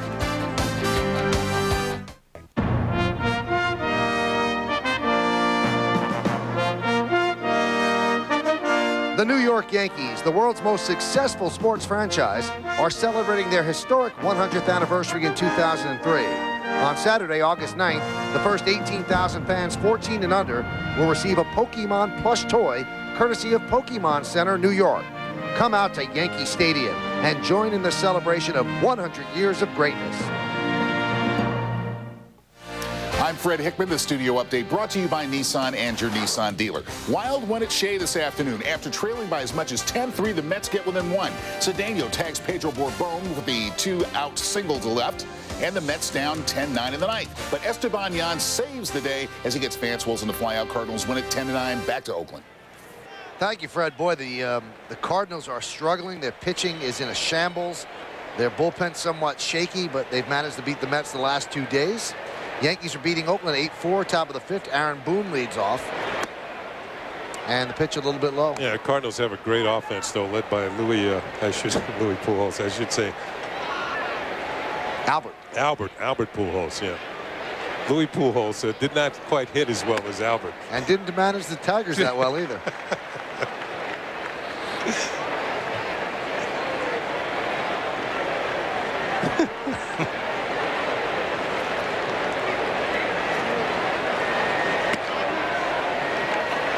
And the count 2-1.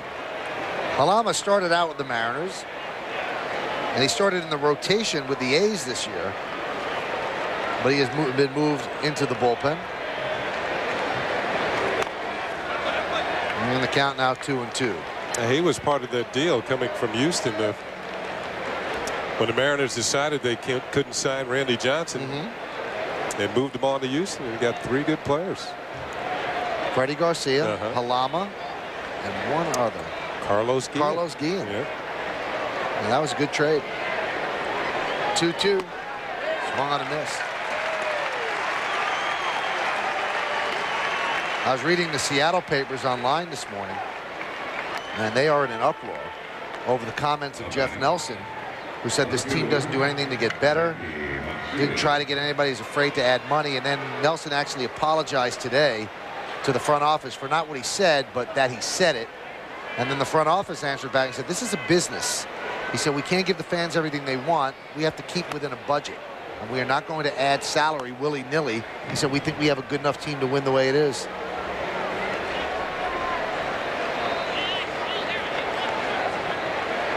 The 1-0 to Matsui. Fouled off. Last year, they also stood pat. And they unraveled because the A's came charging. And the Mariners didn't even make the playoffs. Is Jeff Nelson a free agent at the end of Yes, this? he is. That one's hit deep to right field. Going back is long, looking up. See ya! A solo home run for Hideki Matsui, and the Yankees lead 9-4. It is Matsui's 12th home run of the year and his 78th run batted in.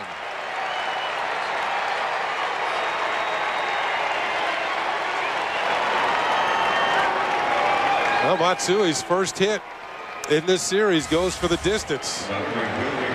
Pitch was supposed to be away, not quite far enough away, and up out over the plate, and he drills it. More of the line drive variety as opposed to Giambi's high fly ball. There's a celebration here as Matsui touches them all. Sierra takes a strike. So the Yankees have 3 home runs today. Giambi a 3-run shot, Flaherty a 2-run shot, and Matsui a solo shot. That only leaves a grand slam, right? That's right.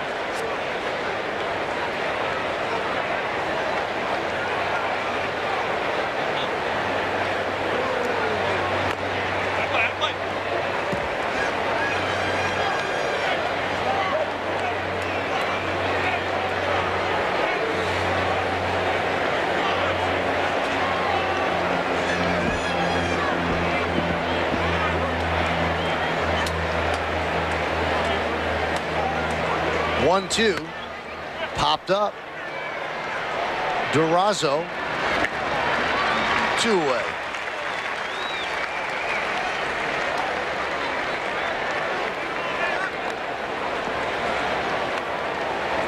Now batting second baseman, Alfonso Soriano. Years ago, I was playing in this park and just saw that pop up to Durazo. And Lee May was playing first base for Baltimore, and Teddy Martinez was playing for the Oakland A's. And as he was running down the line after popping out, he ran by Lee May and pulled his glove off.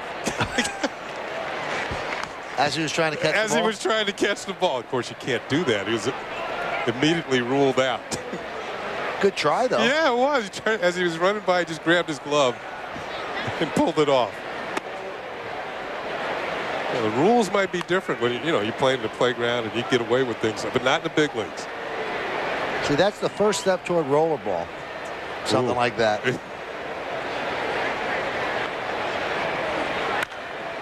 Popped up. Right field coming on is Long.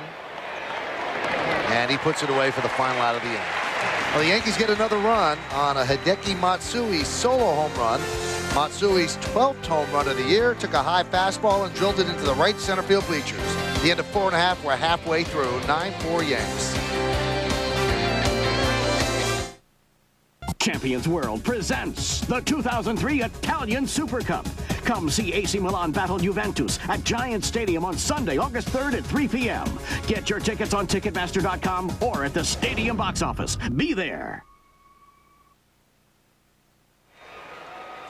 Makes you feel warm, doesn't it, Kenny? Just pretty. Not a real pretty stadium, but that's a pretty shot. 9-4 as we go to the bottom of the 5th inning. And Arubio Durazo will lead off against Jeff Weaver. And a breaking ball strike. Weaver's thrown 88 pitches.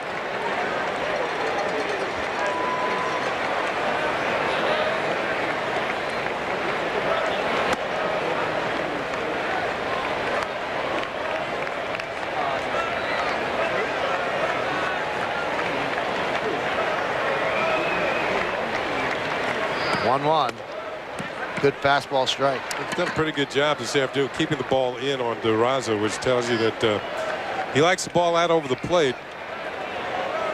Sharp breaking balls inside. Fastballs in. Coming back in there again. Hung a breaking ball, got away with it that time. Ground ball to Soriano, 1 away.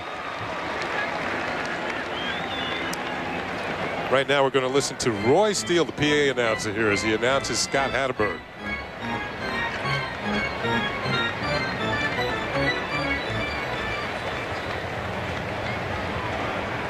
Now batting. Designated hitter Scott Hatterberg. I can't picture Bob Shepard wearing his cap back. Hatterberg ground ball to second base. Soriano is there. 2-away. That is one of the deepest voices for a PA announcer in Major Leagues. Roy Steele's been here a number of seasons.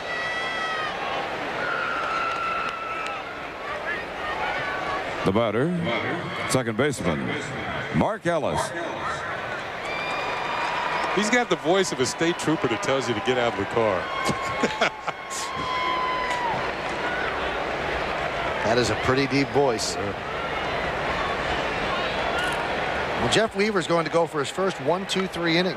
Mark Ellis, as Roy Steele told you, is at the plate. There's a strike. He's got kind of the approach that late Barry White would have if he were a PA announcer.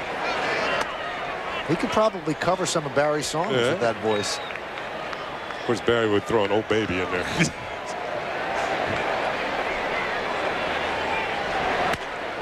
This could be his first 1-2-3 inning. Giambi has to catch this one, fighting the sun. He does for the final out of the inning. So Jeff Weaver is now eligible to get the victory.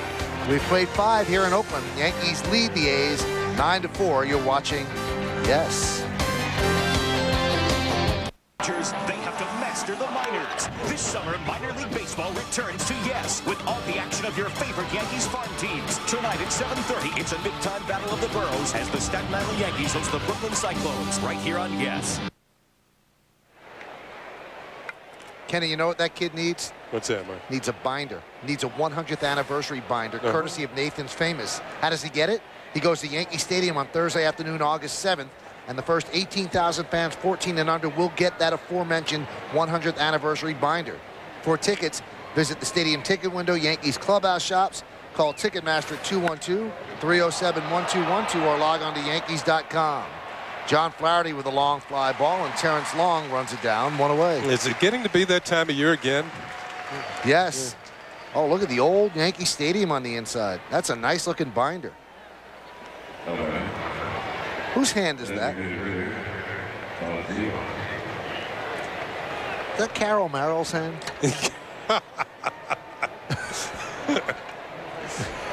Carol Merrill of Let's Make a Deal fame. Here's Todd Zeile. Pitch is inside, 1-0.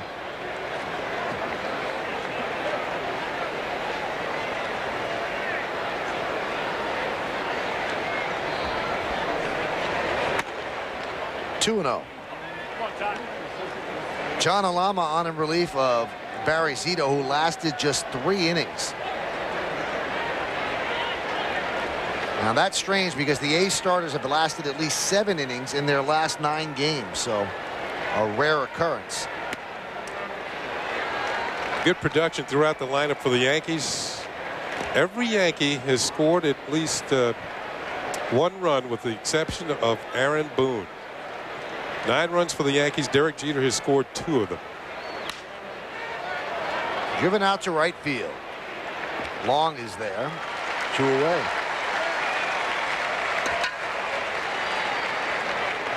Well, the Yankees are approaching Halama the right way. You take him the other way. The pitch moving down and away from you, but they haven't gotten anything from it in this inning.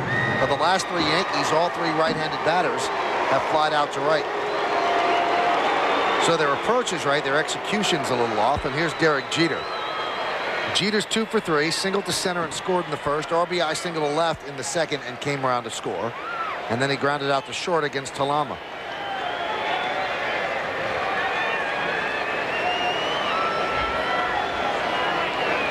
Line drive right at Tejada, and that'll do it here in the 6th inning, a 1-2-3 inning. And Halama has retired 9 of the 10 Yankees he's faced. We go to the bottom of the 6th. Come on in, Derek. I thought we discussed this thing and had it all worked out. You're our starting shortstop. How can you possibly afford to spend 2 nights dancing, 2 nights eating out, and 3 nights just carousing with your friends? Oh. If you want to enjoy the New York nightlife, bring your Visa card, because Orso, Cheetah, and the Broome Street Bar don't take American Express. Visa, it's everywhere you want to be. shot of Lombard Street in San Francisco, which many consider to be the crookedest street in the entire world. Now, we don't have that on good authority, but that's what we've heard. Another one car got the only parking space on the street. Pitch to Terrence Long is outside. Bottom of the 6th inning, 9-4. Yankees lead the A's. Yankees lost last night 3-2 in 10 innings, trying to even up the series. And today here at the Network Associates Coliseum, 44,234 have made their way into the ballpark. And the 2-0. Grounded right side. Soriano fields. 5 in a row for Jeff Weaver.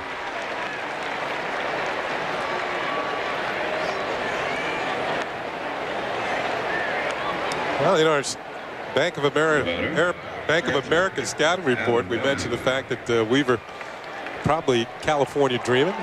California pitching a nice day, a nice game on this day in California afternoon, Northern California. He's from Simi Valley. Yeah, right? That's down near L.A. And there's a strike to Adam Melhuse.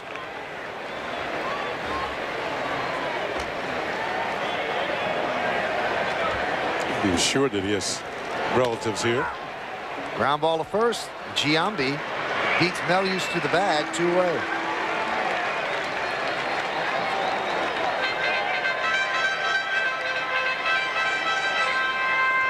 And back to the top of the lineup, and Billy McMillan.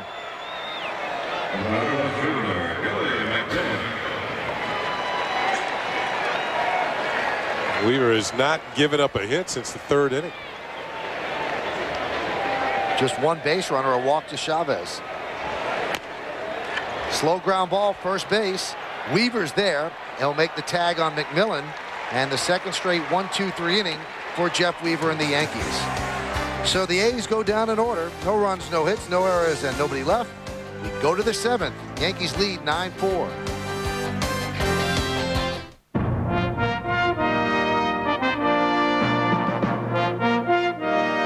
The New York Yankees, the world's most successful sports franchise, are celebrating their historic 100th anniversary in 2003. On Thursday, August 7th, the first 18,000 fans 14 and under will receive a 100th anniversary student binder courtesy of Nathan's Famous. Come out to Yankee Stadium and join in the celebration of 100 years of greatness.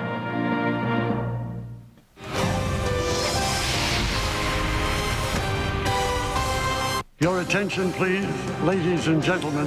Here's tonight's starting lineup on the Yes Network, the home of champions. They call this the West Side Club here at the Net. One of the nice places to watch a ball game. But you would think, Kenny, that in the West Side Club somewhere, Hudson should be, Tim Hudson. You get a good view of the Tim Hudson from there. Yeah. Oh, we worked on that all during the break. Bernie Williams leads off against John Halama as we go to the 7th. Yankees 9 and Oakland 4.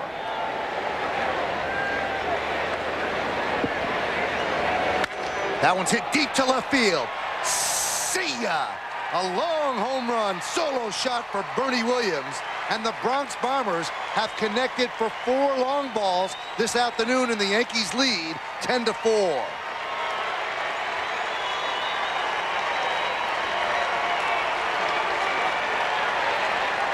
That is Bernie's 8th home run of the year and his 38th ribby.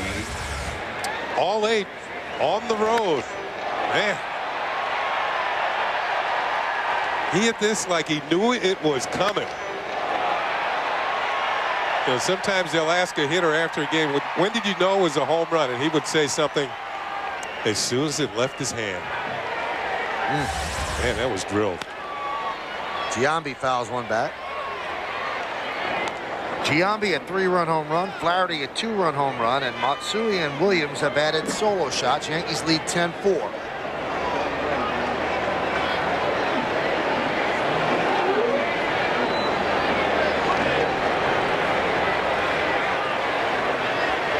And the 0-on. Chad Harville, right-hander, is warming for the A's in their bullpen.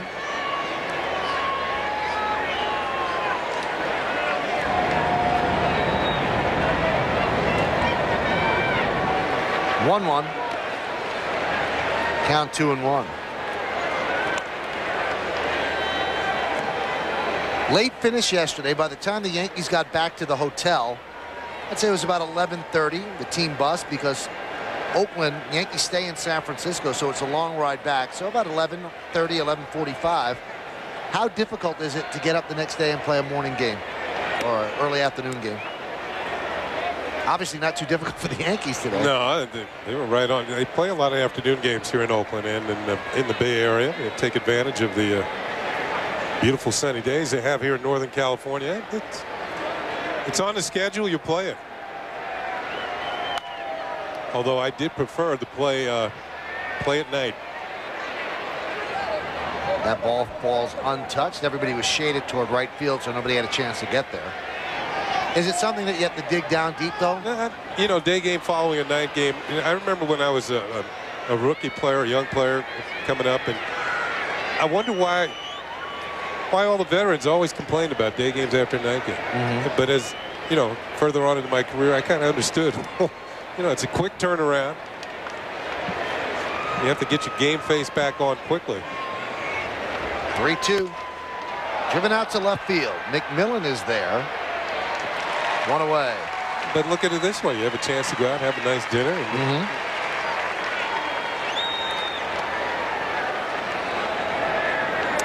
In particular, we do this afternoon, this evening as well, out here on the West Coast. I've heard our producer Kevin Smollen's lined up a nice place for us to go. And we'll reserve judgment until we get there. Okay.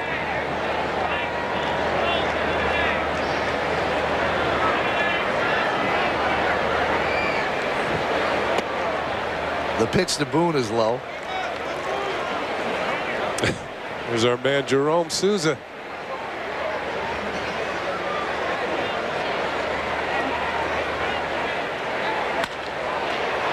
Driven out to deep right center field. Jose Guillen is there. 2 down. There's no way that kid's gaining weight. Yeah, he's a hustler. Back in the appropriate slots. Now he'll come up with the second Matsui bat and take it up to the on-deck circle. Just in case Matsui breaks his bat during the time he's at the plate. Matsui a home run his last time up, so he likes that bat.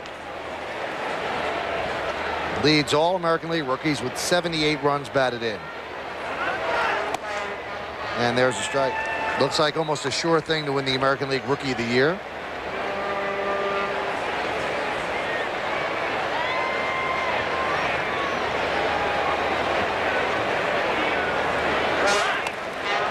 And there is some precedent to a man who's played a long period of time in another league. You see Matsui well above Rocco Baldelli and still winning the Rookie of the Year. Ichiro did it. And that's the way it's been.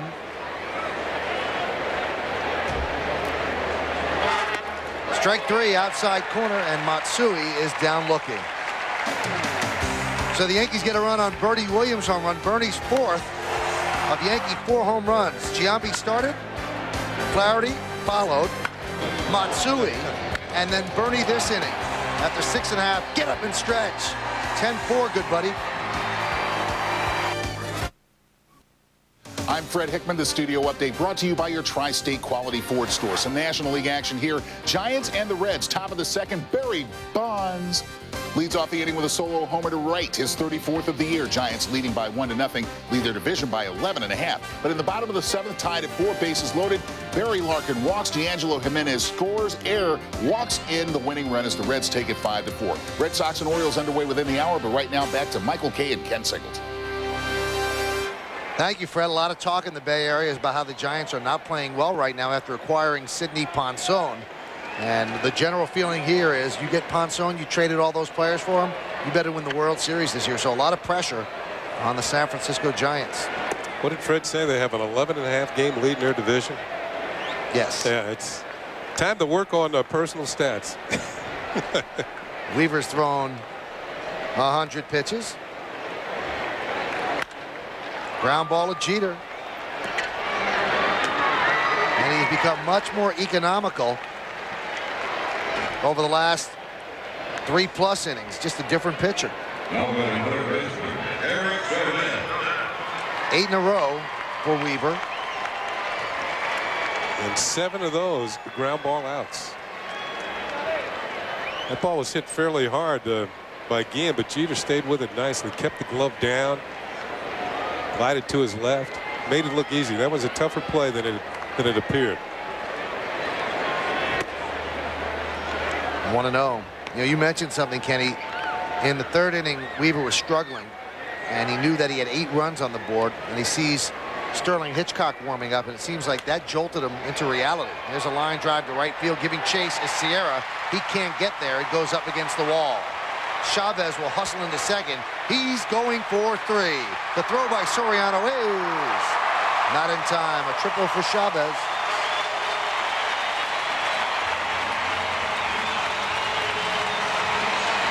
I think what we're seeing, Joe Torre's options in right field, Sierra might be the worst as far as it comes defensively. Garcia and DeLucci are superior defensively, as Sierra cannot get to it. Well, the Yankee fans for the last year plus with Mondesi in right, you know, this play would have been made. Instead, it's going to turn into a 3-base hit for Eric Chavez, his 3rd hit of the afternoon. I'll put a little thought into everybody's mind. I spoke to Paul O'Neill the other day on the phone. Oh, no. And this was after the Yankees had traded Mondesi. And I joked to him, I said, Paul, maybe it's time for a comeback. And he said, tell them all they have to do is call me, give me 3 weeks, and I'll be ready. How's that for intriguing? 3 weeks, huh? He said 3 weeks. He might be getting a phone call on this. Get down to Tampa and get to work. Well, we've seen Paul a couple times. We've done games with him. He's in unbelievable shape. Yeah, he is. He has not exactly put on a beer belly. Yeah, but and plus the fact, you know, he's been swinging. It's just been swinging a golf club. Right, so he's got the uppercut swing for the home runs. Yankees get up Jesse Orozco as Stottlemyre has finished his conversation with Jeff Weaver. And Tejada steps in.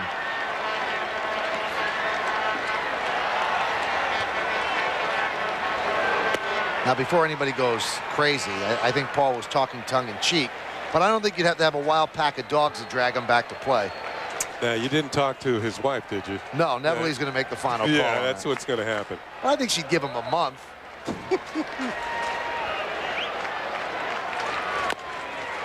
Baltimore chopper. That'll get a run in. Jeter fields, fires, and the ball gets past Giambi. And moving to second is Tejada as Chavez has scored. And the Yankee lead is now 10-4. That'll be a base hit, I believe, and an E6. And also an RBI for Tejada. You know, it's the second time in the, 2 games we've seen this ball off of home plate turn into an infield single. Jeter getting rid of it quickly, and boy, Giambi should have had that. Yeah, it wasn't that far offline. It looked like Giambi was expecting to throw to his left. Instead, it was to his right. And Jeter being so close and throwing it quickly, Giambi didn't have that much time to react and couldn't come up with it. Well, Joe Torre takes the ball from Jeff Weaver. And he calls on the veteran Jesse Orozco to face left-handed hitting Rubio Durazo. We're going to step aside for just a moment. Game's turning interesting. Yankees lead 10-5. Orozco against Durazo when we get back.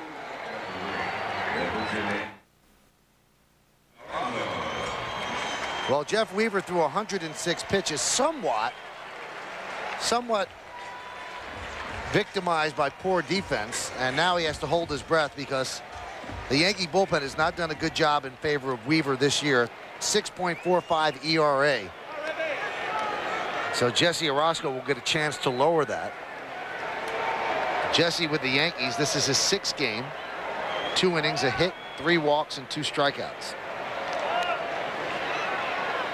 Runner goes to third, and it's an easy stolen base for Tejada. I mentioned the A's do not run often, but they pick their spots. They have a high percentage of success when they steal.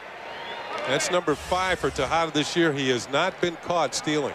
And that's a good stolen base, because if you end up getting a ground ball or a fly ball, you got yourself a run. Yankees do not pull the infield in.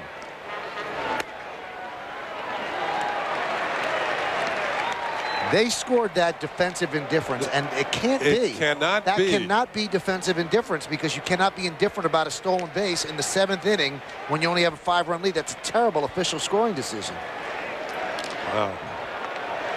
I mean, what could you be thinking on that? That's not defensive indifference. They just didn't throw. He had such a good jump, there was no reason to throw to third base. I mean, how could you be indifferent about that stolen base when it actually sets up another run? Are you trying to tell me Tejada's not going to get credited for a steal? That's amazing. For heading for third base and getting there with 1 out?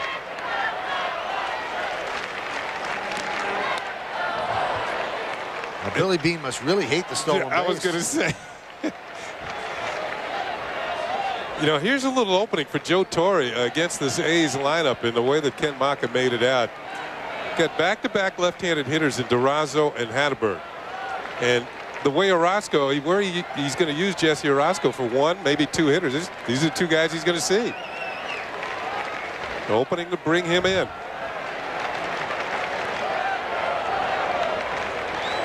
And the pitch. High fly ball to center field and deep. Going back is Bernie Williams. He'll make the catch. Tagging is Tejada. He'll score. So it's a sac fly for Durazo, and the Yankee lead is now 10-6. And you tell me how you can be indifferent about that stolen base when you just got yourself a run. I'm going to leave it there. I'm not erasing that. Me neither.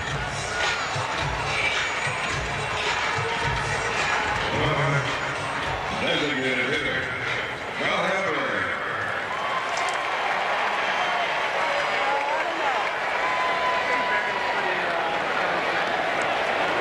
Here's Scott Hatterberg, 0 for 2 with a walk.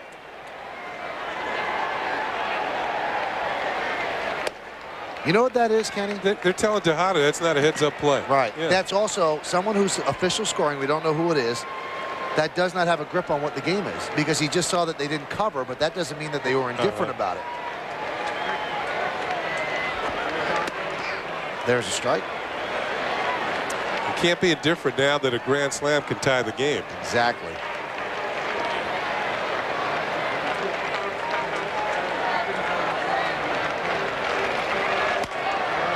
Popped up left side, long run for Boone. He can't get there.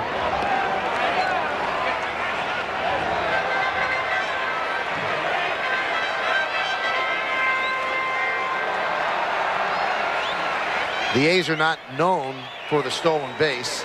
Second in the American League, at the bottom of the American League. Toronto Blue Jays the worst at 19. Followed by the Rangers, White Sox, and Tigers. American League average is 60 per team.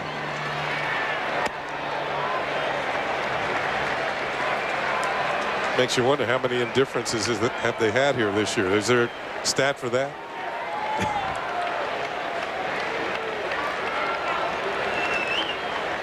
Yankees have 65 stolen bases. The 2-2 popped up foul again and again. Out of play.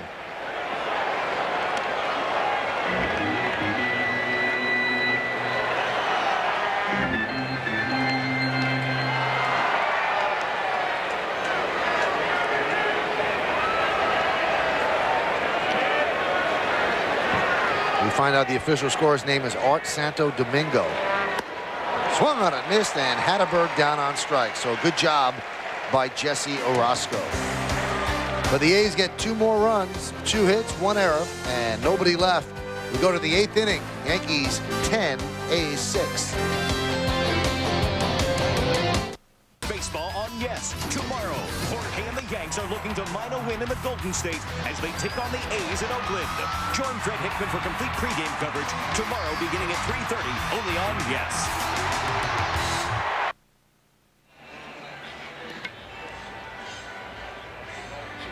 We go to the 8th inning. It's time to take a look at the in-game box score for the Yankees, sponsored by Visa. It's everywhere you want to be. Lots of hits up and down that lineup. Derek Jeter 2 for 4, Ribby 2 runs scored. Bernie Williams 3 for 4, home run and 2 RBIs. Giambi with a 3-run home run. Aaron Boone not part of the party. Neither is Ruben Sierra. Everybody else with a hit. Matsui a home run. Alfonso Soriano a single. John Flaherty a home run. And Todd Zeile a single.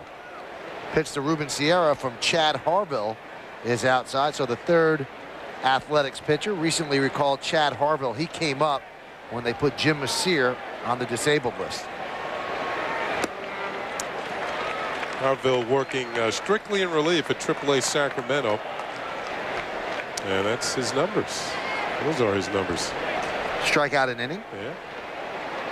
Walk total fairly low, less than a hit per inning. That's how you get the big leagues. Hard sinking fastball. And as much emphasis as Billy Beane and the organization puts on taking pitches, that's how much emphasis they put on throwing strikes.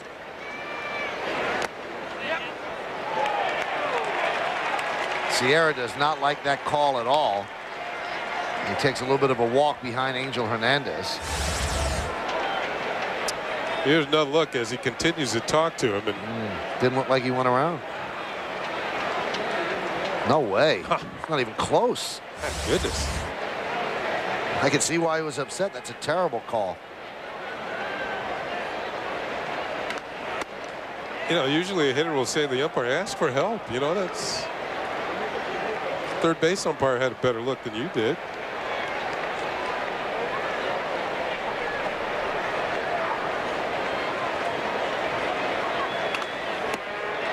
Swung on and missed, and Sierra down on strikes. Tomorrow afternoon on Yes, the Yankees wrap up their road trip out west when they finish a 3-game set against these very same A's. Complete coverage begins at 3:30 with Fred Hickman, Susan Waldman, and the Yankees pregame. Then join Ken Singleton and me as we call all the action beginning at 4. Yankees against the A's. That's tomorrow starting at 3:30, and it's only on Yes. There's tomorrow's starters. Wow. Pretty good. Looking forward to that one. Soriano fouls it away. Andy Pettitte has won his last 8 decisions in a row. Mark Mulder, one of the good left-handers in baseball, one of the better ones. Battle of Southpaws. That should be fun. Soriano picked up a hit in the second, came around to score. He's 1 for 3. Joe Torre said before the game he felt that Soriano was swinging the bat a little bit better. He said, but the one thing is, hard to break out of a slump coming into the city when you've got Hudson, Zito, and Mulder. He said you could be swinging better and still not pick up base hits.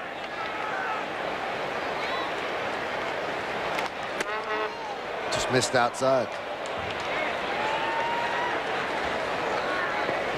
We talked about that briefly yesterday. When pitchers like that do make a mistake, that's when you got to get your hit. You know, that they're capable of making several good pitches during the course of a game, just nailing that outside corner. Popped up sky high. Right side. Mark Ellis is there. 2 down. Yeah, now the sun problem is going to the right side of the field, where Ellis and Durazo with the sunglasses, the right fielder Long's going to have to deal with it. This is what I was talking about earlier, where you know, with the movement of the earth. Now it's the guys on the right side of the field are going to have the problems. We are not the center of the universe here on the earth. I love when you get planetary. Here's Flaherty. Popped up. Behind the plate, Melhuse couldn't see it. Now he finds it, but it's out of play. Yeah, those plutonian thought processes are working.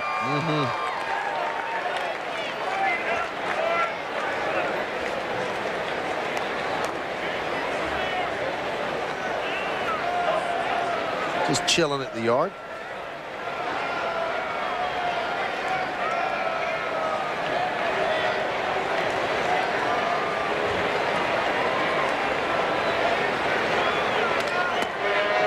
Strike on the outside corner, 0-2.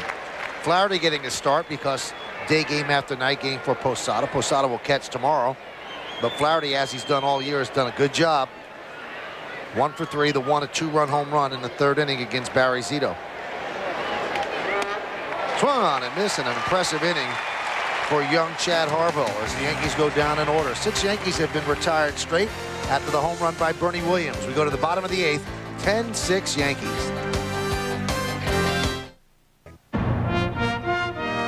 The New York Yankees, the world's most successful sports franchise, are celebrating their historic 100th anniversary in 2003.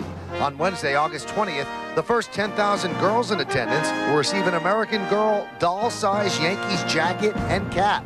Also, the first 10,000 boys in attendance will receive a souvenir batting helmet courtesy of Photoball. Come out to Yankee Stadium and join in the celebration of 100 years of greatness.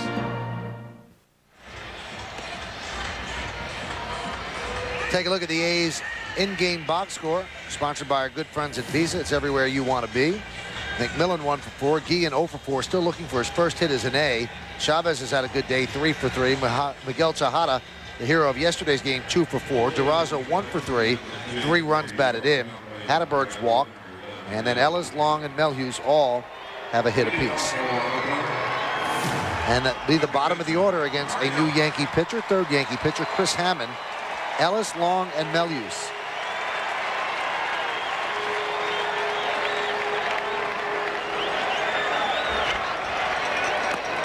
And the pitch is low.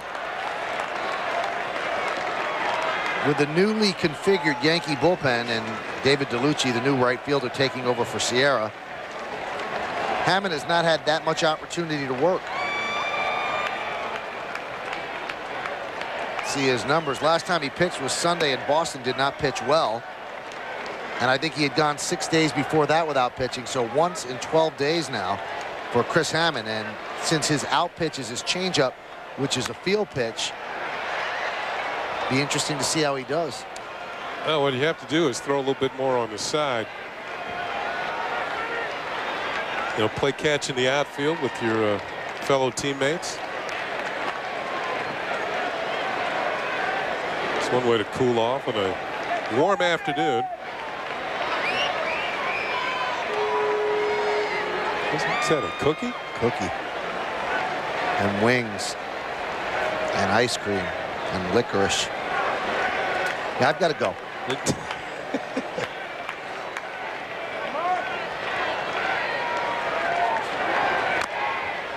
Grounded off the foot of Ellis.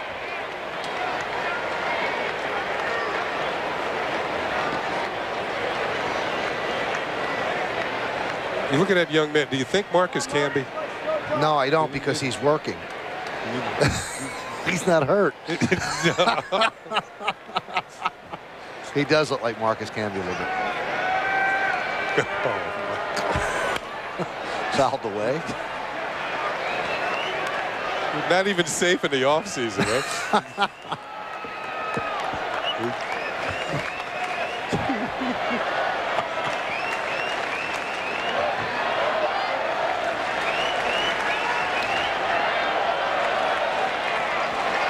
Yankees lead 10-6. We're in the bottom of the 8th inning.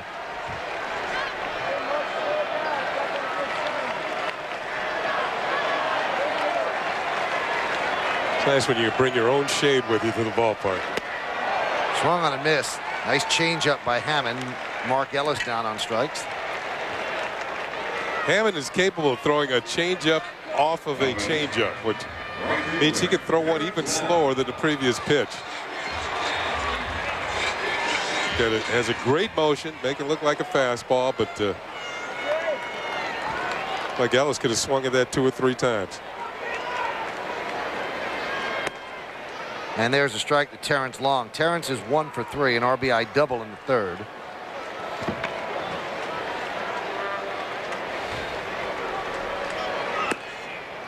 Along with Ken Singleton, I'm Michael Kay. You're watching Yankees baseball on the Yes Network on now what is a Saturday evening for you back in the East Coast. We thank you for joining us. We always do. Every time you turn on Yes, we're thankful. We hope you have a good time with us. Yankees are leading 10-6. Bottom of the 8th inning here at the Network Associates Coliseum. The 0-2 outside, 1-2.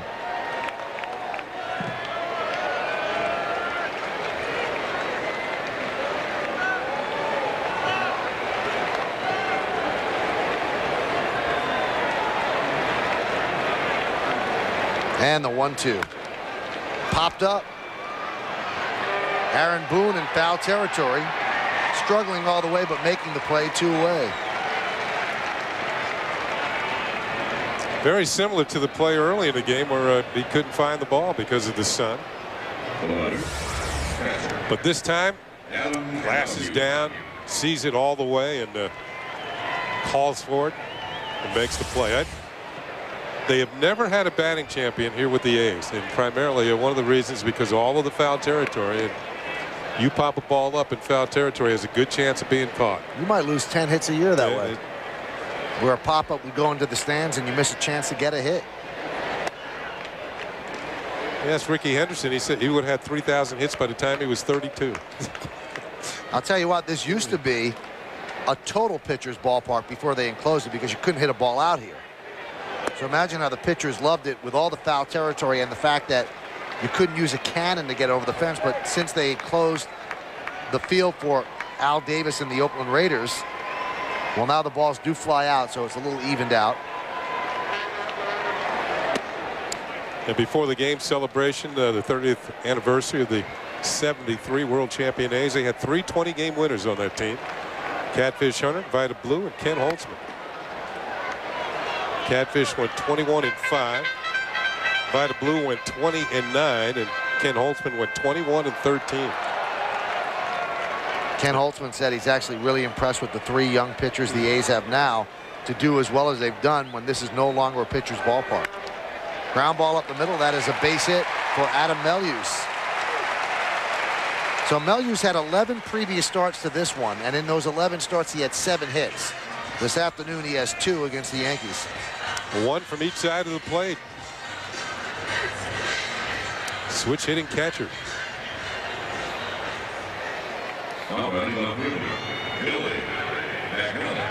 Trying to think of the best switch hitting catcher. I saw that, Ted Simmons.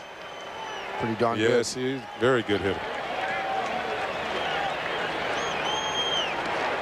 Giambi playing behind Melius at first with 2 outs and a 4-run lead. And the pitch to McMillan is popped up in the infield. Jeter and Soriano. Jeter with the call on the catch for the final out of the 8th inning. So a nice job by Chris Hammond. No runs a hit, no errors, and 1 man left. We go to the 9th. Yankees lead the A's 10-6. You're watching Yankees baseball on the Yankee Entertainment and Sports Network. We go to the 9th inning, and there's a new pitcher for the A's. And he deals to Todd Zeile, 1-0. He is a new pitcher. Yes, every time he comes in. Michael New, his 23rd game. You see his numbers. There's a strike.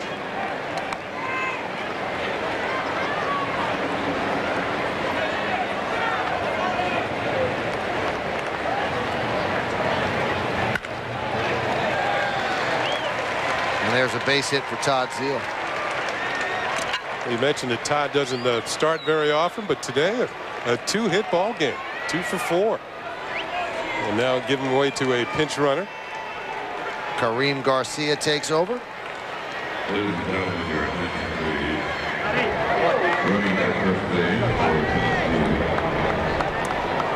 You know, an extra run is big here for the Yankees. It would give them a 5-run lead, which means that even if the A's hit a grand slam home run next inning, it wouldn't in the bottom half of the inning, wouldn't tie the game.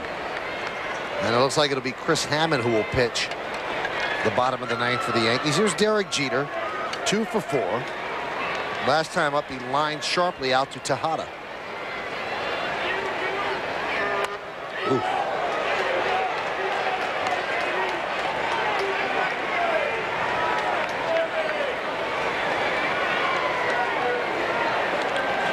Singled in the first and the second and came around to score each time, as you can see on that line score.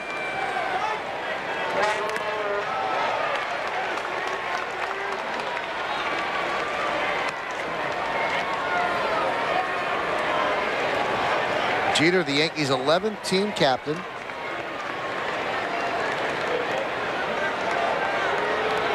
And the first since Don Mattingly retired after the 1995 season. Ground ball left side. Chavez, the second one, on to first. Double play. You got to turn it quick to get Jeter, and they did. 5-4-3 around the horn, 2 away. I mentioned earlier that Chavez might be the best defensive third baseman in the league. He gives ground but gets rid of the ball quickly to the second baseman Mark Ellis, who does a good job of turning it over and to get Derek Jeter. Ball's hit fairly hard, and Jeter trying to avoid the double play. But give the A's credit on that one. They turned it nicely. Solid defense in the infield. Even Tejada's picked up his game since a bad defensive start to the season. Here's Bernie Williams. He's had a good day, 3 for 4, but now he's going to try it from the left side, and that has been his weaker side since coming back from the knee surgery on his left knee. That's his back knee. All of his weight is on that one, and New starts him off with a pitch high.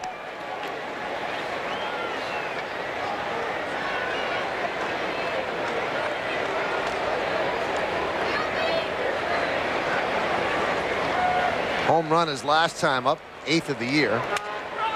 Ground ball up the middle, and great play by Ellis. He fires to first.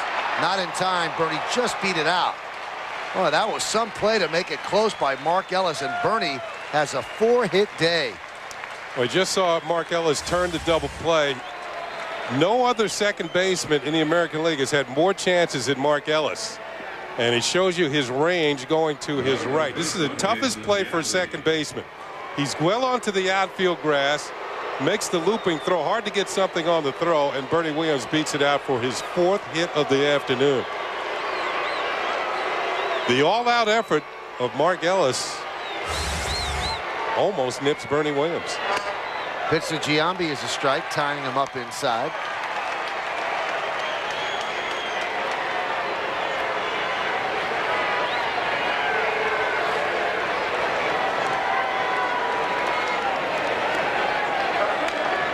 Off the end of the bat foul, and the count 0-2. Giambi with a long home run, his 31st of the year, a 3-run shot in the second inning. Now has 86 runs batted in. He's 1 for 3 today with a walk. I cheated Ellis a little bit. I said in the American League, he's in the major leagues. No second baseman has more chances than him.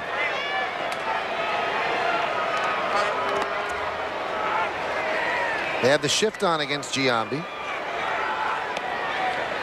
Chavez, the only infielder on the left side, and he's shaded up the middle. There's Ellis hoping for another chance, but this time he'll get it in short right field.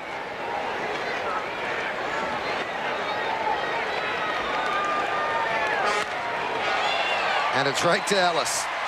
You could not have positioned him any better than that, and that is a time when the chip clearly robbed Jason Giambi of a clean base hit to right field. Ellis was right there for the final out of the inning. No runs, 2 hits, 1 man left. Last licks for the A's. We go to the bottom of the 9th. Yankees lead 10-6. This season, my teammates and I are going to work as hard as we can with hopes that our fans will log on to Yankees.com and vote for one of us as the Continental Airlines Work Hard, Fly Right Player of the Year. We're dedicated to putting in those extra hours on the field, in the clubhouse, and everywhere else. So log on to Yankees.com and be eligible to win a trip to a Yankees away game. Continental Airlines, work hard, fly right. Popcorns, get your popcorns, popcorns. They're ready and hot. We go to the bottom of the 9th inning. Chris Hammond will try to close it out, but just in case, Mariano Rivera is warming for the Yankees in the bullpen in right field. Guillen, Chavez, and Tejada against Hammond. Guillen 0 for 4, 0 for 8 as an A. And there's a strike.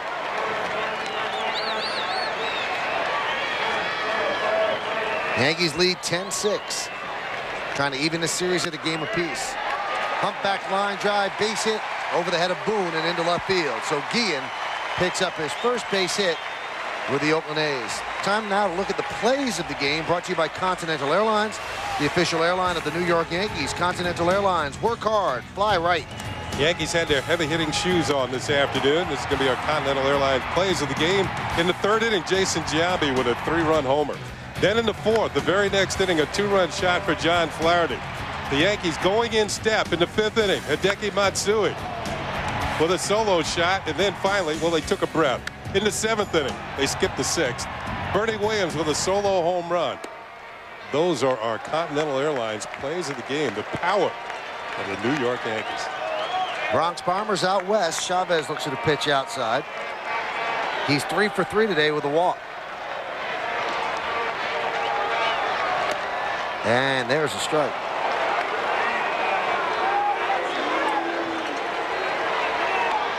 Chavez leads the A's in home runs, and he needs one here to complete the cycle.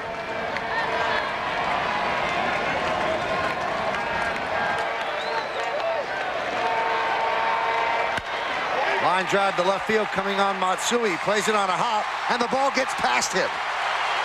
Guillen will move to third. Chavez stays put at first. Matsui is having his roughest day in the outfield as a Yankee. Well, that's obviously a single. I don't think they should give him an error because Guillen could have gone to third anyway. But they do give him an error. Yeah, they do give him an error. I think you're right, Mike. The runner was going to go to third, but this is Matsui's second error of the afternoon, and he didn't deserve the first one either. Well, now things are getting sweaty. Yankees had a 10-4 lead at one point. Now it's 10-6. The tying run's on deck. So Joe Torre is going to signal for Mariano Rivera. Chris Hammond had a good 8th inning, but here in the 9th, he gives up singles to Guillen and Chavez. And it's a legitimate worry for the New York Yankees as they try to even up this series at a game apiece. Rivera comes on to face Tejada. You stay right here. We'll be back in a moment. Hey, Yes Network fans, now sport a new look with Yes Gear from the home of champions. Shop online now at YesNetwork.com and gear up with t-shirts, sweatshirts, hats, bags, ladies apparel, and more. So log on now to YesNetwork.com and get your Yes Gear here. On a day that you would think that the bullpen would get a rest, the Yankees were leading 10-4 at one point. Here they have to bring in their closer, Mariano Rivera. And he brings with him some excellent numbers, making his 39th appearance of the year. And the numbers kind of speak for themselves.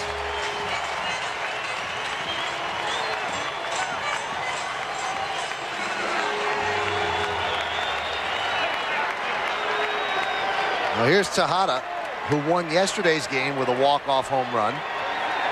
Has a chance to pull the A's to within 1. Tejada today is 2 for 4.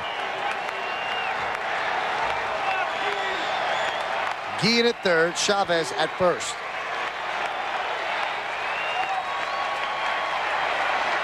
Against Rivera last night, he hit a broken back ground ball that Soriano couldn't handle, and that allowed the tying run to score.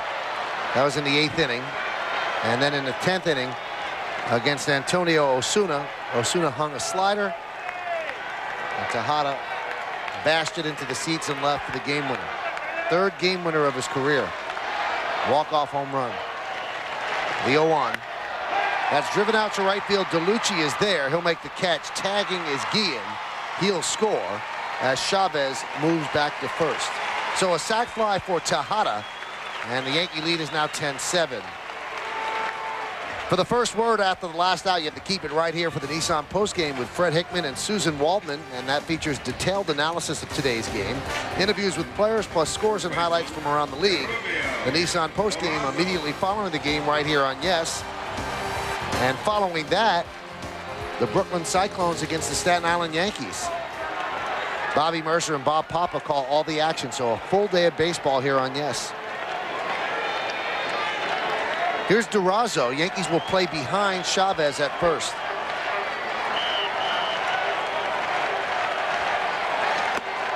Cool fastball right by him. Talked about earlier how Durazo seems to like the ball out over the plate. He's not going to see much of that with Mariano on the mound. You see that cutter in on his hands.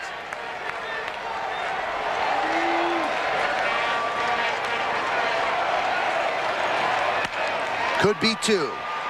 There's 1.